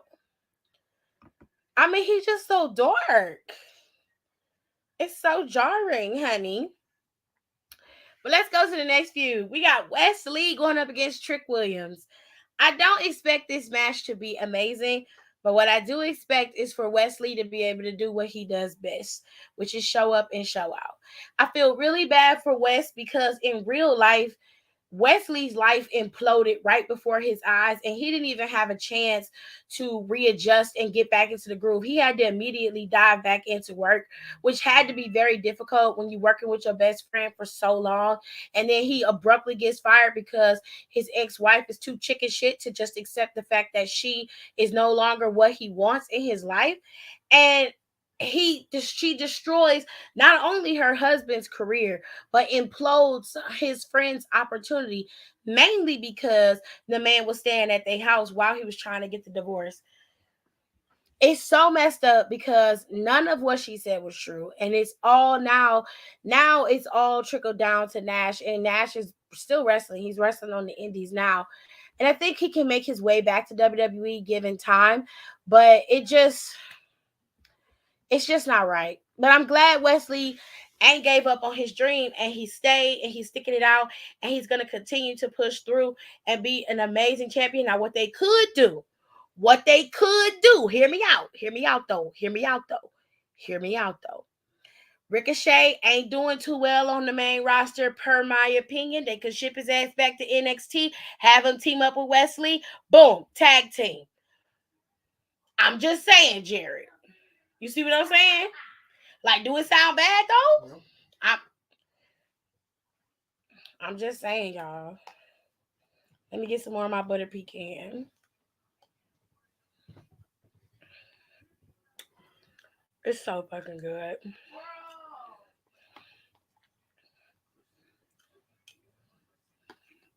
I prefer butter pecan over salted caramel. It just tastes better. Oh, that ain't Brian. That's Brian Maya. Oh, that sounds interesting. You see what I'm saying? Put Wesley with Ricochet. I'm just saying. I think it's a vibe. All right. So let's move on to Trick's boy, Carmelo. Carmelo done got the big head, and he real arrogant about him being the North American champion twice. Now he joins an elite club of other superstars who were North American champion twice. I think Johnny Gargano was North American champion twice. I think it was just Gargano, wasn't it? Cole wasn't North American champion twice, was he? Hmm. I'm gonna have to look that up.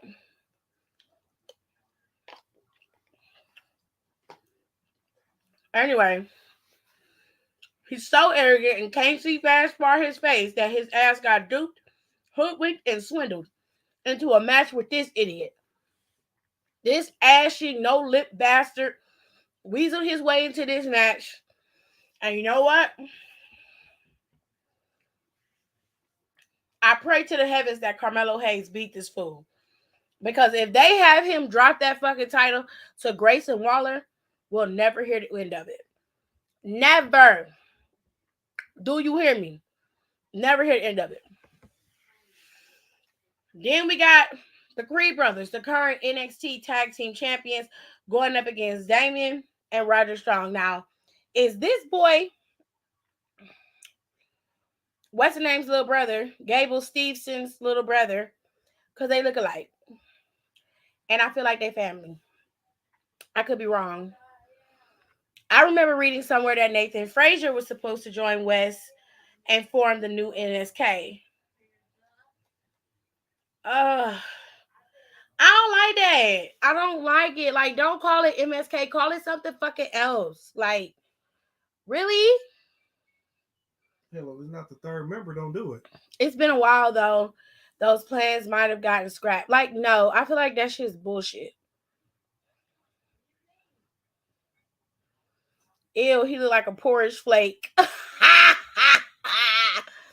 Grayson Waller. Yeah, that's his older brother. Oh, okay.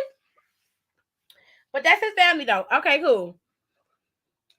So the focus in this match is gonna be this big meaty black man right here.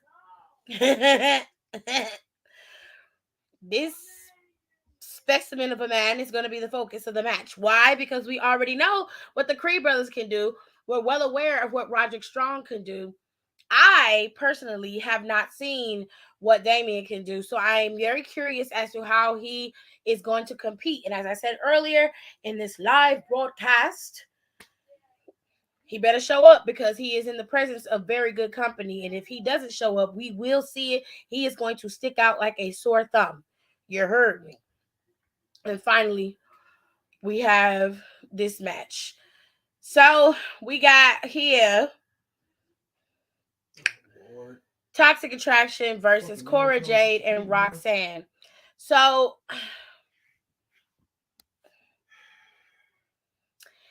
do I care about this match? No. Fortnite, Naruto's gonna be in Fortnite. Yeah. I thought they already did Naruto in Fortnite. Shit out. I ain't real mad about that. I ain't fucking down. You got a pimple on your face. Anyway, the girls are gonna be fighting. If you care, I don't care. So as far as I'm concerned, good luck to both of y'all. If Cora Jade and Roxanne win, cool. If not, we stuck in this era of bullshit and shitty attractiveness for the next 3 months. Like I'm just over it. I don't give a fuck. If they keep the titles, fine, whatever. Let's move on to Money in the Bank. So Money in the Bank is Saturday. It's Saturday. I just hope Damon wears a damn dance belt and a cup because I'm sick of looking at his moose knuckle.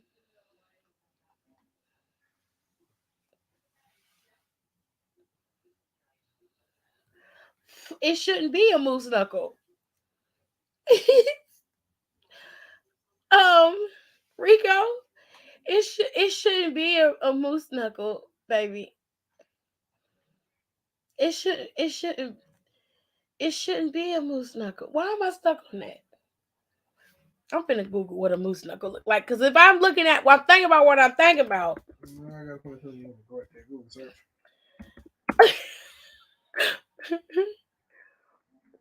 Moose knuckles.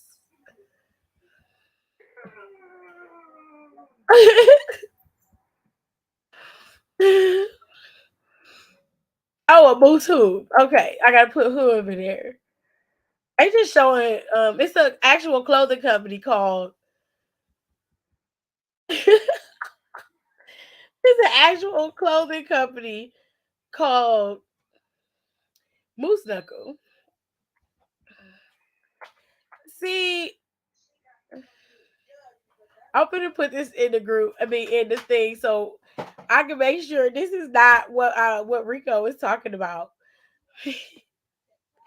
Because if it is, we have problems. Because I know damn well that man does not look like that. Oh, shit. It won't save it. I needed to save it.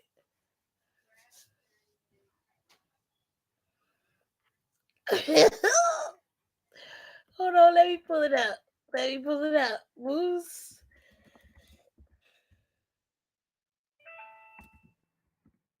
Baby, what's wrong with you? Man, gotta use the bathroom.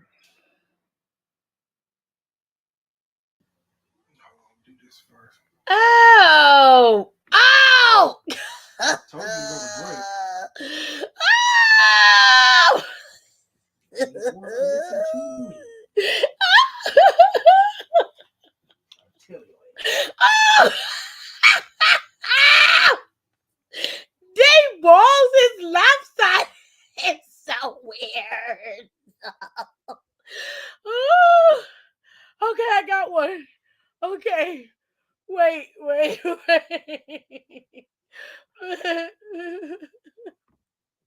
Y'all have to see what I see, so y'all can stop.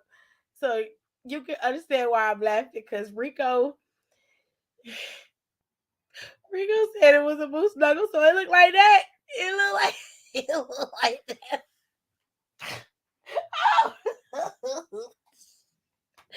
Is that what it looked like?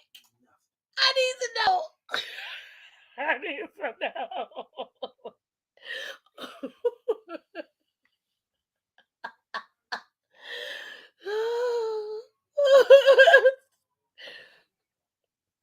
Oh my god. If that's what you be looking at, babe. Oh, them balls is lopsided. Oh, that's terrible. He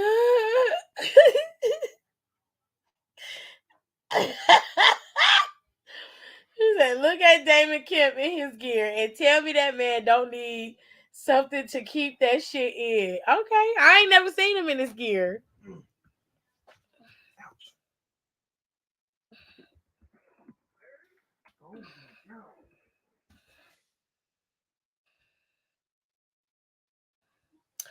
Oh, that's Bobby Stevenson. Okay, cool.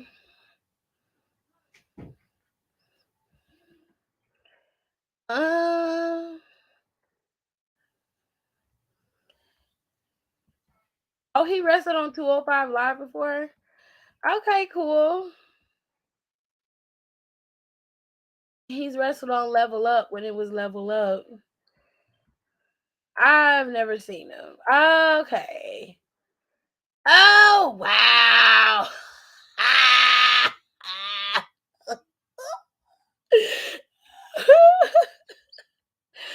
Y'all, he is right. He be having issues with his boss. Look. hold on. Yeah, he got a lot of balls. Like he don't know how to. I don't know. It's a sensitive topic, but maybe you want to ask the girls how to tuck. So you know. Or wear a cup. Like wear a cup, Damon. Like this, your balls should not be that big. Your, your balls should not be that prominent. Like, oh baby. Wow. Let's go to money. Let's go to money in the bank. Let's go to money in the bank because that's a mess. He said, and the gear ugly too. Ooh, that's dirty. It don't look no different from the Creed brothers gear. He just got his name on across his belly. But let's move into Money in the Bank. They asked for predictions.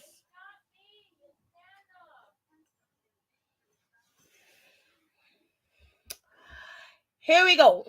So you got Money in the Bank. You have Theory versus Bobby Lashley.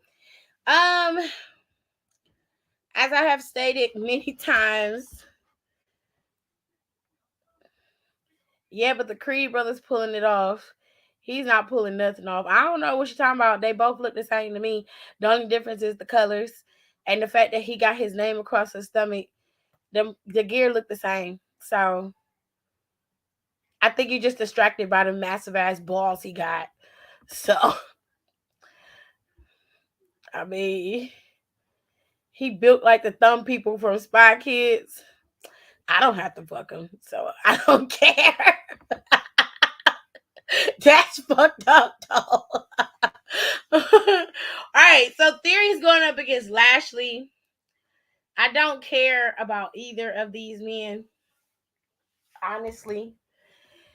But more than likely, Theory will retain this title. If he doesn't, I'll be glad. But I don't think they're gonna make him drop it to Bobby. Bianca Belair is being challenged by Carmella. It seems like every year around Money in the Bank, there's some issues that happen, and when Bianca is champion and her opponents go down, they say that the girl cursed. I don't think so. I think it's just happenstance. However, Carmella does seem to be the go-to replacement for every time that she misses a match or somebody goes down before a match. Carmella is usually the replacement. It happened at SummerSlam before Becca brought her ass back out there, and now Carmella is the replacement again. Bianca, just put this bitch away so we can go about our business and we don't have to look at her slow walking her ass to the ramp every week. We tired of that. So put her away and get you a new opponent. I wouldn't mind seeing you go up against Piper again. I think you and Piper got good chemistry. So I'd do that before I continue on anything with Carmella's tape in having ass. I'm sick of it. Anyway, let's go on to Ronda and Naomi. Now, Ronda and Naomi been going at each other's necks on social media. Naomi, I'm sorry, Natalia. Why did I say Naomi? It's Natalia. It's Natalia.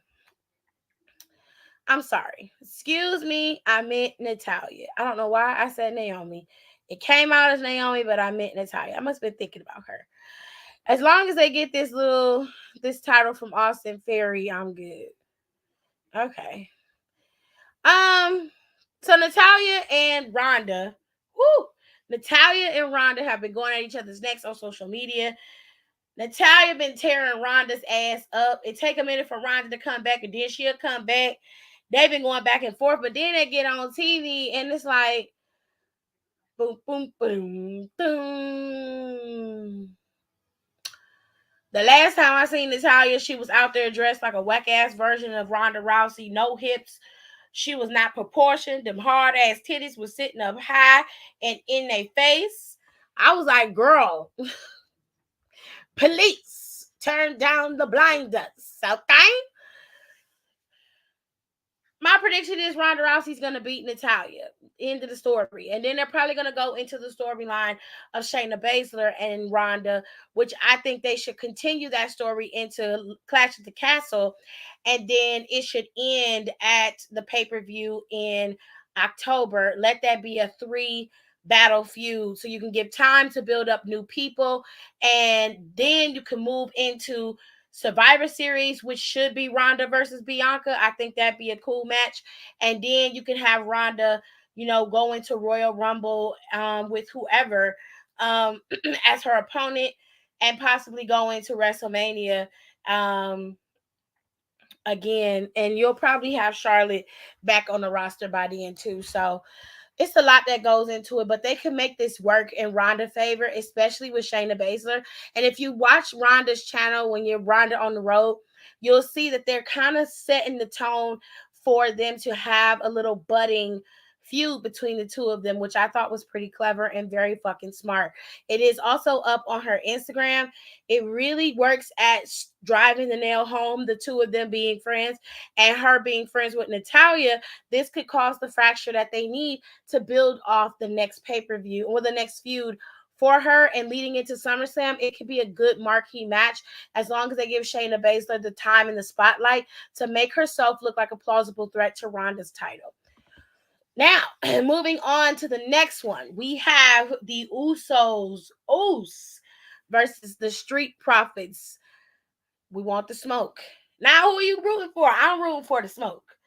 I'm rooting for the smoke, okay? As much as I love my distinguished twins, and I love them dearly. It is time for them to pass the baton.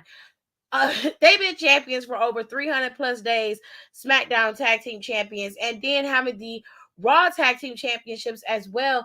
They have cornered the market in the tag team division, and no one has been able to get those titles off of them. I just want to see some competition. I just want to see some new. The only way that's going to happen is if they open up the floodgates and start letting people in. They can't do that if they're stifling the division with the championships. So it's time to let the Usos sit down for a little bit and start fracturing the bloodline from the bottom to the top. And they got to start with the Usos. So hopefully the Usos drop the titles at Money in the Bank. If not, have them drop them at SummerSlam. They need to go. Moving on to the last two matches. All right. we have the men's money in the bank. These are all of the participants except for one mystery opponent. Okay. Omos big stupid ass is in this match for whatever reason. Uh I don't care for it. To me, guys like Omos don't work in Money in the Bank because they're too fucking big. And while Omos is a good opponent, if you wanted to do something with Omos, you should have put him on Theory and had him in Theory battling it out. And he's not a face, so it could have just been a heel versus heel type of thing.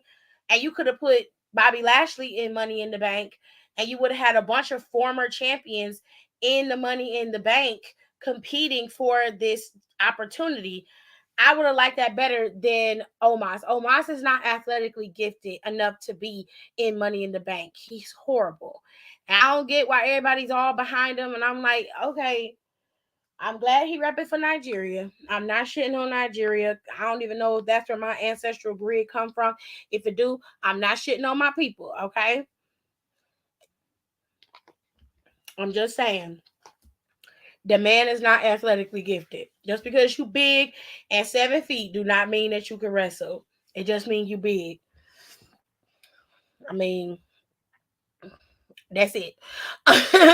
So Riddle, Rollins, McIntyre, Omos, Sheamus, and Zayn are all in this match, and there's a mystery opponent that has yet to be announced. I don't know if they're gonna make this announcement on Friday. And I don't know if they're going to make this announcement the day of Money in the Bank when they actually have the competitors come into the ring. I'm not sure. But one thing's for sure. Don't count out Sami Zayn. Sami Zayn may have a, quirky, campy style of a character right now, but guaranteed Sami Zayn's probably one of the best wrestlers next to Seth Rollins in this match, hands down. Okay, he is a ring general. He is very smart when it comes to his ring work, and at the best, at his core, he would be the third person I would suspect to win this match. And the only reason why I put Brittle above him is because I know how WWE works. There's some shitty people. My number one guy for Money in the Bank is going to be Seth Rollins. I don't see how it wouldn't be. And quite frankly, it just would be smarter to have Rollins compete in the Money in the Bank rather than to set up a whole fucking match and fucking Roman. Roman has 2 matches scheduled for the next 2 pay-per-views. He's got to go up against Brock Lesnar at SummerSlam, and then move into Drew McIntyre at Clash of the Champions. In It's gonna be in the UK. So there's no reason for him to have any type of title bout with Roman when he's not going to be able to get to him for like the next 2-3 months. So at this point, the smart thing to do would be to give Seth the Money in the Bank and have him run around tormenting Roman with that briefcase, and then have him, use it when necessary. Okay. But I'm very curious as to who this seventh man is going to be. I'm very curious about that. So moving on to the final match at Money in the Bank. This is the full roster of the women's Money in the Bank. It seems they have dropped it down from 8 to 7. The 7 women in this match: Becky Lynch, Bliss, Morgan, Raquel, Evans, Asuka, and Blackheart. My my pick for this match is going to be Shotzi because I really, really want them to do something different and give it to her. If Shotzi gets it, I do not want to fail to cash in. However, I feel like Becky's probably going to win this match, and I hate that. It's either going to be Becky, Asuka, Raquel, or Morgan. But I'm pulling for Shotzi in this match because I think this is Shotzi's element, and she definitely will shine the most in this match.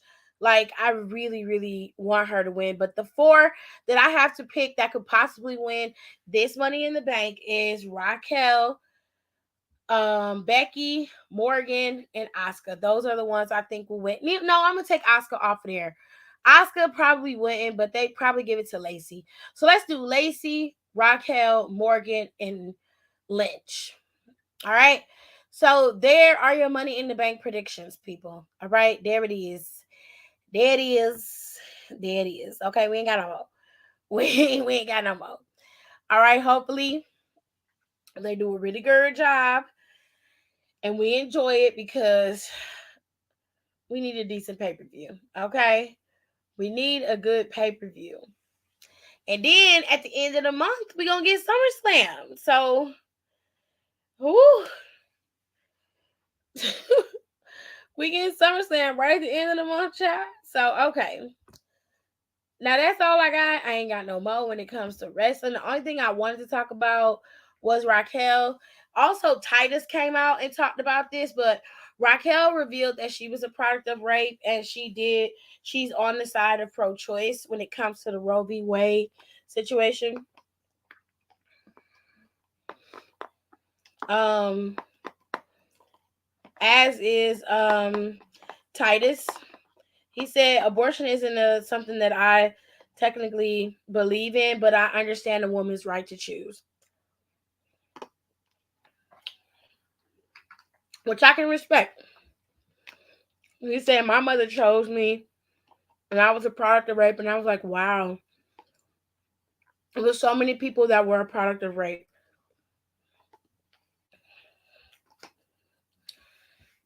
But anyway, somebody posted on Twitter to Kayla and said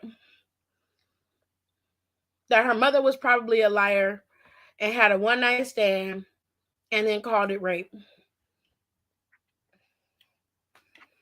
Y'all are disgusting human beings, and this is exactly why a lot of women don't come forward when they're assaulted. And it's very, very messed up and sad that you could even fix your mouth to say something about somebody's mother. Meanwhile, you calling her a liar and then saying that she just had sex with somebody and lied about it. Contrary to popular belief, not everybody wants to have sex all the time. And a lot of times in these situations, the men do and the women don't. Or they feel pressured and forced into doing it because y'all can't, y'all can't help yourself. You don't have no conviction. You have no control.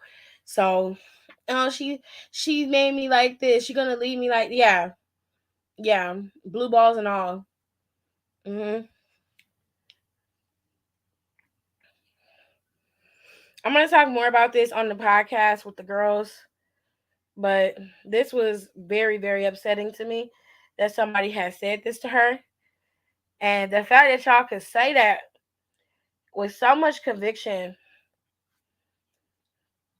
Y'all be wondering why sometimes these NBA stars be having burner accounts and then they just roll up on your ass. They come and find out where you at. It's because of shit like this, bro. You know?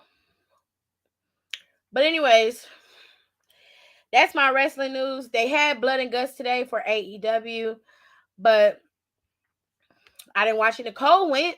So when we do the podcast, she's gonna do a full blow by blow of the show. And I don't really have no AEW news. I do know that hold on, let me make sure. AEW Forbidden Door results.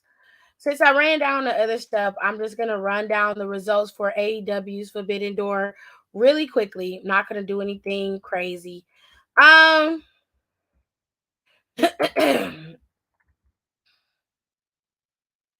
so on the buy-in, you had Aaron Solo and QT Marshall going up against Haruki, Gato, and Yoshihashi. And Gato and Yoshihashi won that match. You had Lance Archer going up against Nick Komoroto. Lance Archer ended up winning that match. Swerve and Keith Lee were going up against Maru and El Desperado, and Swerve and Lee were able to pick up the W in that match. And you also had this really big 8-man tag team match. It was Max Caster and the Gun Club versus Yumara, Alex Coughlin, the DKC, and Kevin Knight. And Caster and Billy were able to pick up the win in that match. Okay, so you had another big 6-man tag team match. It was Jericho and Guevara and Suzuki versus Kingston, Yuta, and Yumino, and Jericho and Cesaro. Jericho, Guevara, and Suzuki were able to pick up the win in that match. Roppongi Vice, United Empire, and FTR had a triple threat match for the Ring of Honor and IWGP tag team titles. It was a winner take all, and FTR was able to pick up the win in that match. There was a fatal 4-way for the All Atlantic Championship. Pac versus Miro, Malachi Black, and Clark Connors. And Pac is their inaugural All Atlantic champion. The Bullet Club versus the Dudes with Attitudes, and Dudes with Attitudes was able to beat the Bullet Club. Thunder Rosa went up against Toni Storm for the AEW Women's Championship, and Thunder Rosa beat Toni Storm. Orange Cassidy went up against Will Ospreay, and Will Ospreay was able to win and retain his IWGP US Championship. Zack Sabre Jr. went up against an opponent of Bryan Danielson's choosing, and it happened to be Claudio, who is formerly known as Cesaro. So Cesaro is All Elite, and he debuted in AEW this past Sunday. There was another fatal 4-way for the IWGP World Title. Jay White versus Hangman Adam Page versus Cole versus Okada. And Jay White was able to retain his IWGP Championship. And Jon Moxley went up against Hiroshi Tanahashi for the AEW title. And Jon Moxley is now a 2-time AEW World Champion. So there is your AEW recap. I am not watching Blood and Guts, so if you want that stuff, you would have to go to their page and look. All right. She says Cesaro is no more. To me, he always gonna be Cesaro, but you know, if you want to call him Claudio, that's fine. Claude. Call him Claude. Call him Claude. Claude and Ray. Claude and Ray. Baby, you want the rest of it? The ice cream? Oh, yeah. And put the lid on it. All right. Sir Zazaru.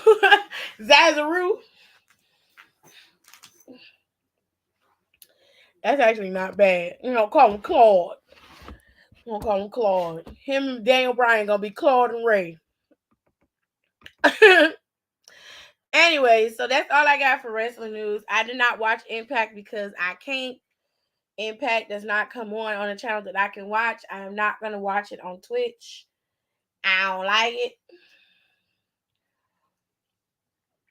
So we finna do something real quick with the 6 brown chicks.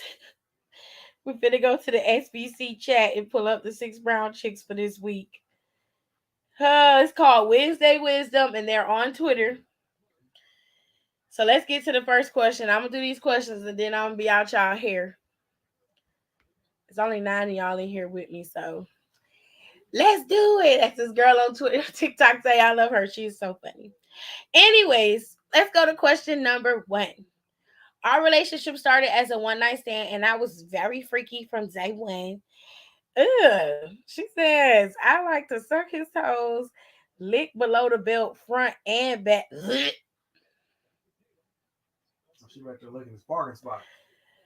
Front and back. And now that we're together 2 months in, he wants a tongue bath, but refuses to kiss me. I crave that level of intimacy. Advice: stop licking his gooch.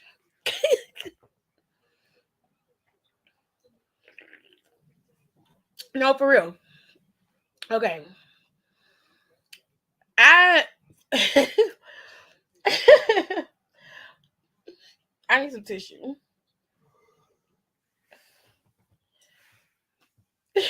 Brady said, ew, what the fuck? What?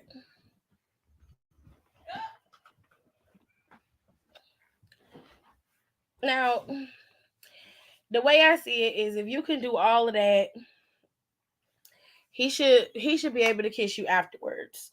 I don't see why he doesn't want to do that. If y'all together in a relationship, then he should be able to do that. If not,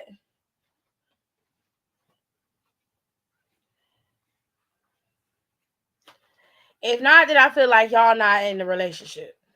I feel like you just there to be his little freak moment, and then he leave you where he found you.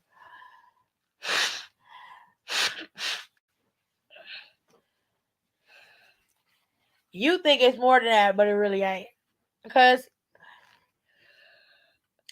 now, if it's something else where he's just like, I feel like you do this with everybody, that's another problem. But that's also his insecurity. But at the same time, he should, like I said, he should be able to have that level of intimacy with you. But it would stand the reason that if you was doing all of that, he probably wasn't like that in the begin with. I don't know, girl. I feel like you kind of knew he was like that from the beginning, and you with him now, so you figure you should have that intimacy with him now. But girl, you got a choice. You can tell him you like to have kissing, you like to kiss, you like to make love, that kind of stuff. If he don't comply, you might have to let his ass go lick somebody else's gooch. I don't know, baby. Let's go to question number 2. It says, I caught my husband cheating. My husband of 3 years cheating. I broke down. I had a revenge orgy with 3 members of the Black Single Dads Facebook group. Somebody brought a dirty dick to the party and I contracted herpes. Do I need to tell my husband we're working through our trust issues now? Girl. Girl. Girl, not you got herpes.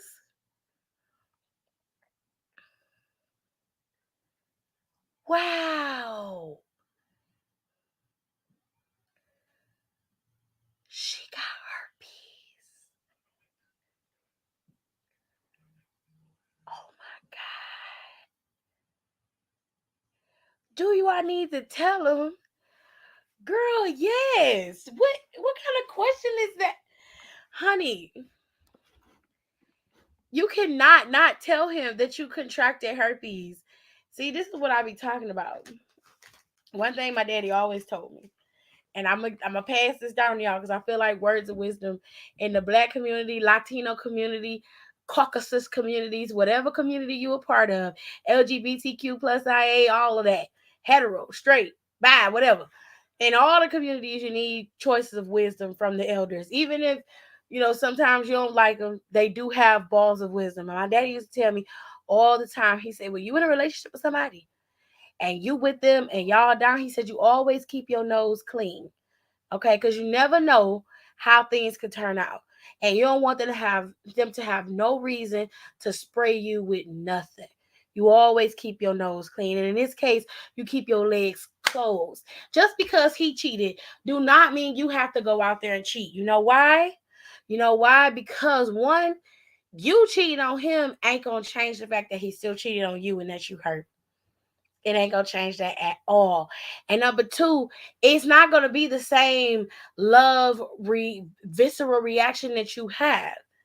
A lot of men can detach very quickly and very easily, whereas women, we're always emotionally invested and involved. And we love easy. Not to say that men don't love easy or that men don't fall hard. I'm not saying it at all. But what I am saying is, you're supposed to keep your nose clean, baby. You didn't even have to go out there and do that. If it was all about him hurting you, you could have let him know how you felt.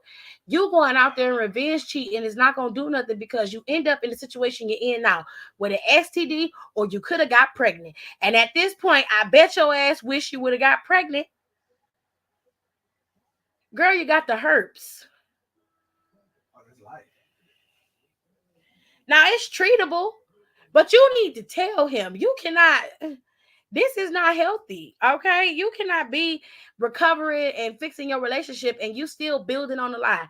Anything built on sand is going to fall. Your relationship is not going to last if you do not tell him the truth.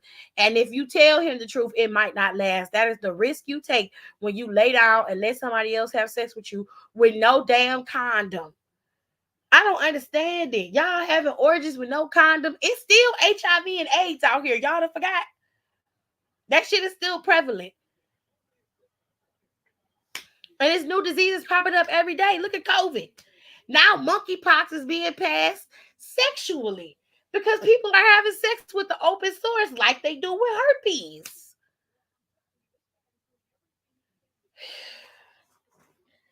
The first thing y'all think of, ooh, let's go have an orgy. Okay. Okay. Please wrap it up. That's all I'm asking. Let's move on because, girl. Question number 3, child. My fiance knows I can't have children. He said he didn't want kids either. 2 months ago, he said he wants a son. While planning the wedding, he confessed that his coworker is having his son, but that they had sex just to procreate. There's no if there's no affair. I'm embarrassed. Help, girl, get your ass up out of there. What you mean help? This nigga done had a whole bitch pregnant while he was loving on you and telling you he wanted to get married and propose to you. This girl been pregnant the whole time and wait till y'all get ready to get married to tell you that this heifer is pregnant with his son and that he only did it because he wanted a baby. So what you gonna do? What you gonna do, bitch? You gonna be his second wife? Because his first one is that bitch he got pregnant. And I don't believe that it wasn't no affair involved. He is a lying. Okay? He's lying. Stupid. This is why I keep my legs closed and say to myself, see, that's a myth too. You don't have to be lonely, but you need to be smart. Okay? If you want to be with other people or you want to have relations, you want to be able to experience life because everybody experiences life differently. Okay. But if you want to have relations with someone, male or female, there's nothing wrong with you doing that with using a damn condom. There's nothing wrong with that. I don't understand why you can't strap yourself up and get what you need. Why do you have to go in there butt naked last with no protection and then come out and be like, oh, maybe I should have did that? And then you be burning or you itching or you got something that you don't even know you have. It's a mess. Lay down.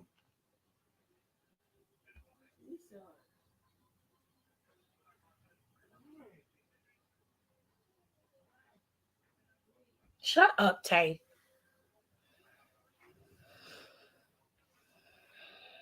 Anytime I hear that word, I think of Maj. I don't. He call off the wedding. He could have jizzed in a cup. Right? And why did it have to be his coworker? You know what I'm saying? That nigga lying. He slept with his coworker, and she happened to get pregnant. Now he talking about he started off coming out the blue that he wanted to have a son. So he basically eased her into it, and then he told her later on that he got the bitch pregnant. Child, police. Okay, I meant orgy, not the pregnancy. I know what you meant. I don't think of orgy when I think of Marjorie. All right. Question number 4. My girl said some disrespectful shit about our sex life on Facebook.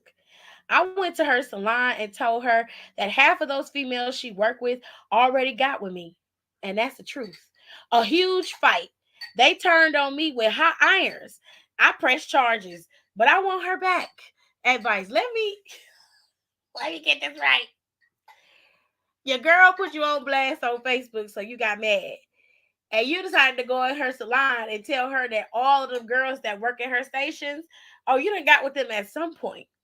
And them hoes was like, oh, bitch, They took them hot tools, irons right out that iron and came out there and burnt your ass. And you got mad and called the police and pressed charges. And now you sitting up in the house talking about if you think you're lonely now, let me call her. You lonely because you a nothing ass nigga. Leave that woman alone. Leave her alone, sir. Leave her alone. Your ass got burned because you doing dirty shit. Now you decided to try to put her on blast at the damn salon because she put you on blast on Facebook. Now you want to come back and tell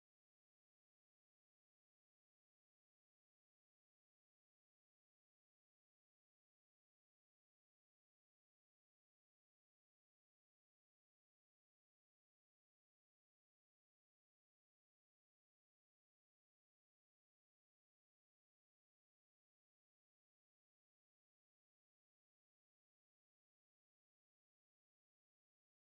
Bitch, you did everything.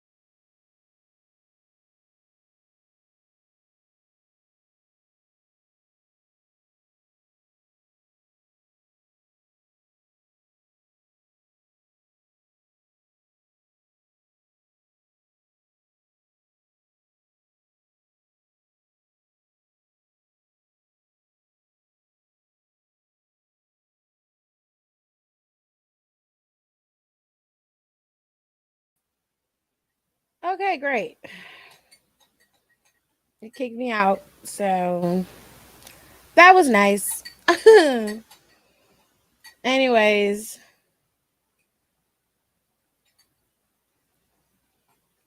it fucking kicked me out and I had to try to fight to get back in. So there's that. Hello, Tirsa. All right. So let me go back to the six brown chicks thing. We already talked about the dude with the disrespectful girlfriend. So he says, whatever. All right. Question number 5. He said, I was reading my little book. I told my baby mama I don't want her man around my son. She moved in with him and he's feeding and dressing my son and it's disrespectful. I'm married, so I can't be there with my son, but I don't want him bonding with her, dude. Fathers matter. How to get her to see this? Nigga, is you serious? Are you crazy? Um, let's put it this way. How can I put this in the simplest of terms? It's like being in kindergarten and you sitting down and the teacher's telling you to share. And you sit down and you see the little boy with the ball and you want that ball. But it's his ball, okay? He doesn't have to share with you. But that little boy decides to share said ball with the girl next to him. I mean, it's like the ball and the girl next to you and him, they off together, living their best life. And you on the outside looking in, still trying to get that ball. No, that's not how this works, babe. You got her pregnant while you were married. You should have left if you wanted to have kids or whatever the fuck the situation was. It doesn't matter. What you are trying to do is be in control. Control and being a father are two separate things. Okay. You can still be a father to your son, being married or not. And if your wife is willing to stay with you, which I'm willing to bet your ass didn't tell her that you have a son, you are willing to mess up this woman's life and her relationship because there's a man willing to do what you don't want to do, which is step up and be a father to your son. You should be working on being a friend with this man so that y'all can be a father figure for this boy. That way he has multiple avenues to go to when he needs help rather than trying to cut him down. It takes a village to raise a child. And for you to deprive this boy of someone who is consistently there for him every single day and lives within the home is selfish, is controlling, and is disrespectful. And as far as I'm concerned, whatever she wants to do, as long as that child is loved, healthy, fed, and taken care of, anything you talking about is bullshit. It's bullshit. So get your shit together. He said, "Is the main character just found out his son had injection needles under the mattress? Oh, and it's some tea because that's how his mother died. He just told his son she died in a car crash. Oh, that's messy as hell. All right, final question, and then I'm gonna be gone. I'm gonna go. I dated an older woman because she had connections in the industry and I needed money. It was a struggle to have sex with her. She's flabby and saggy. She dumped me for my friend. Bought him a car, and this nigga acts like he's in heaven. How to get over their betrayal? I miss her. You just said the woman was flabby and saggy. That's what you said, sir. And now you in your feelings because she dumped you for your friend, and your friend gets to reap the benefits that you no longer are privy to. I have no holler for you other than that flabby, saggy woman that you've been dogging out probably for the last couple of years that you've been with her.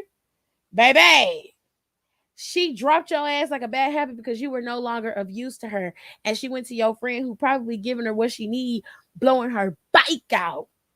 While you sitting at home talking about if you think you're lonely now, oh yeah, wait until tonight. Cause that's where you at. You at home by yourself. And he with the flabby and the saggy. Woo! you can't have her back. It's over. It's over. She doing like Maya. She moving on, baby. It's over. Let it go. Ha! Flabby in the saggy. Which industry? I don't know, baby. He ain't say. He just said in my industry. He said, why we sharing balls?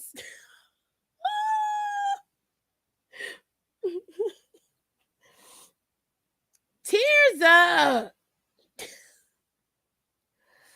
He pulling a Dolph Ziggler. That should have been me and shit.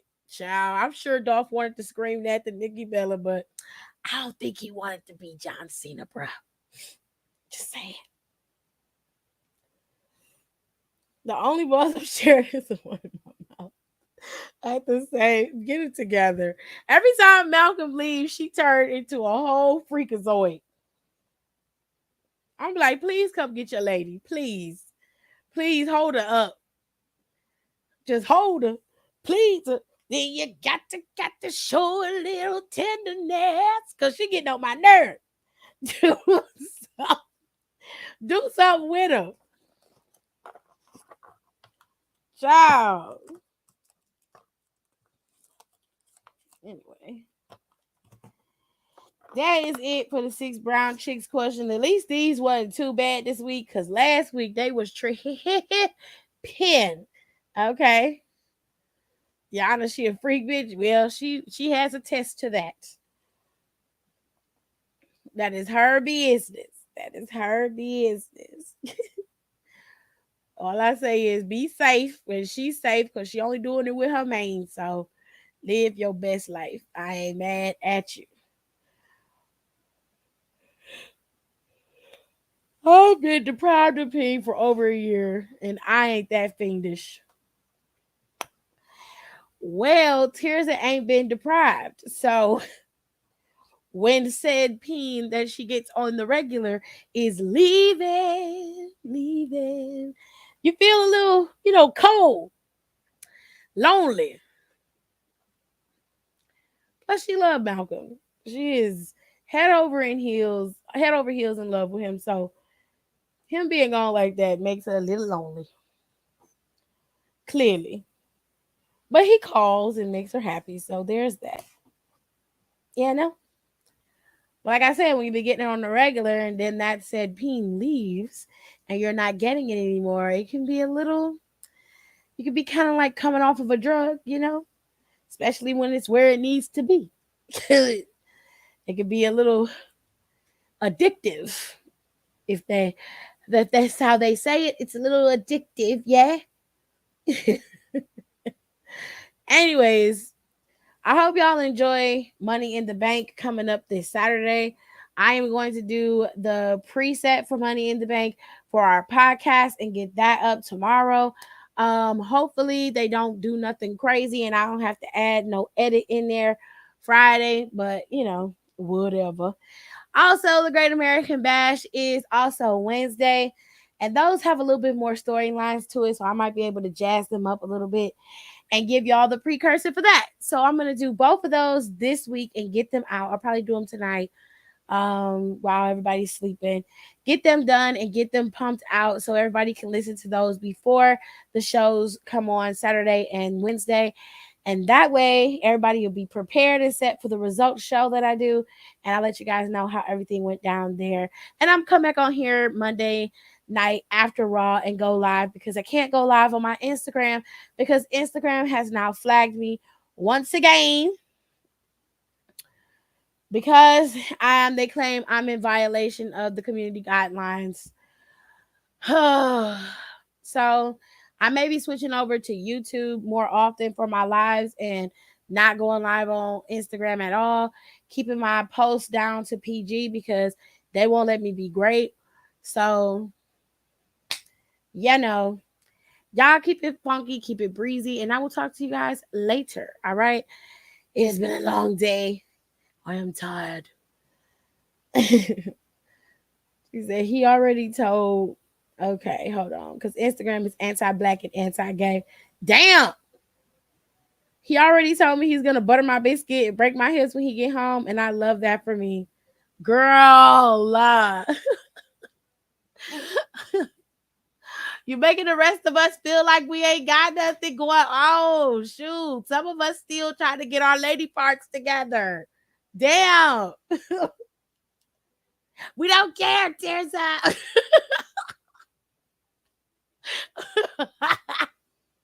We do not care. I'm upset because I have to wait until my cycle is done. And that's not fair. Shit. I didn't even get to do what I wanted to.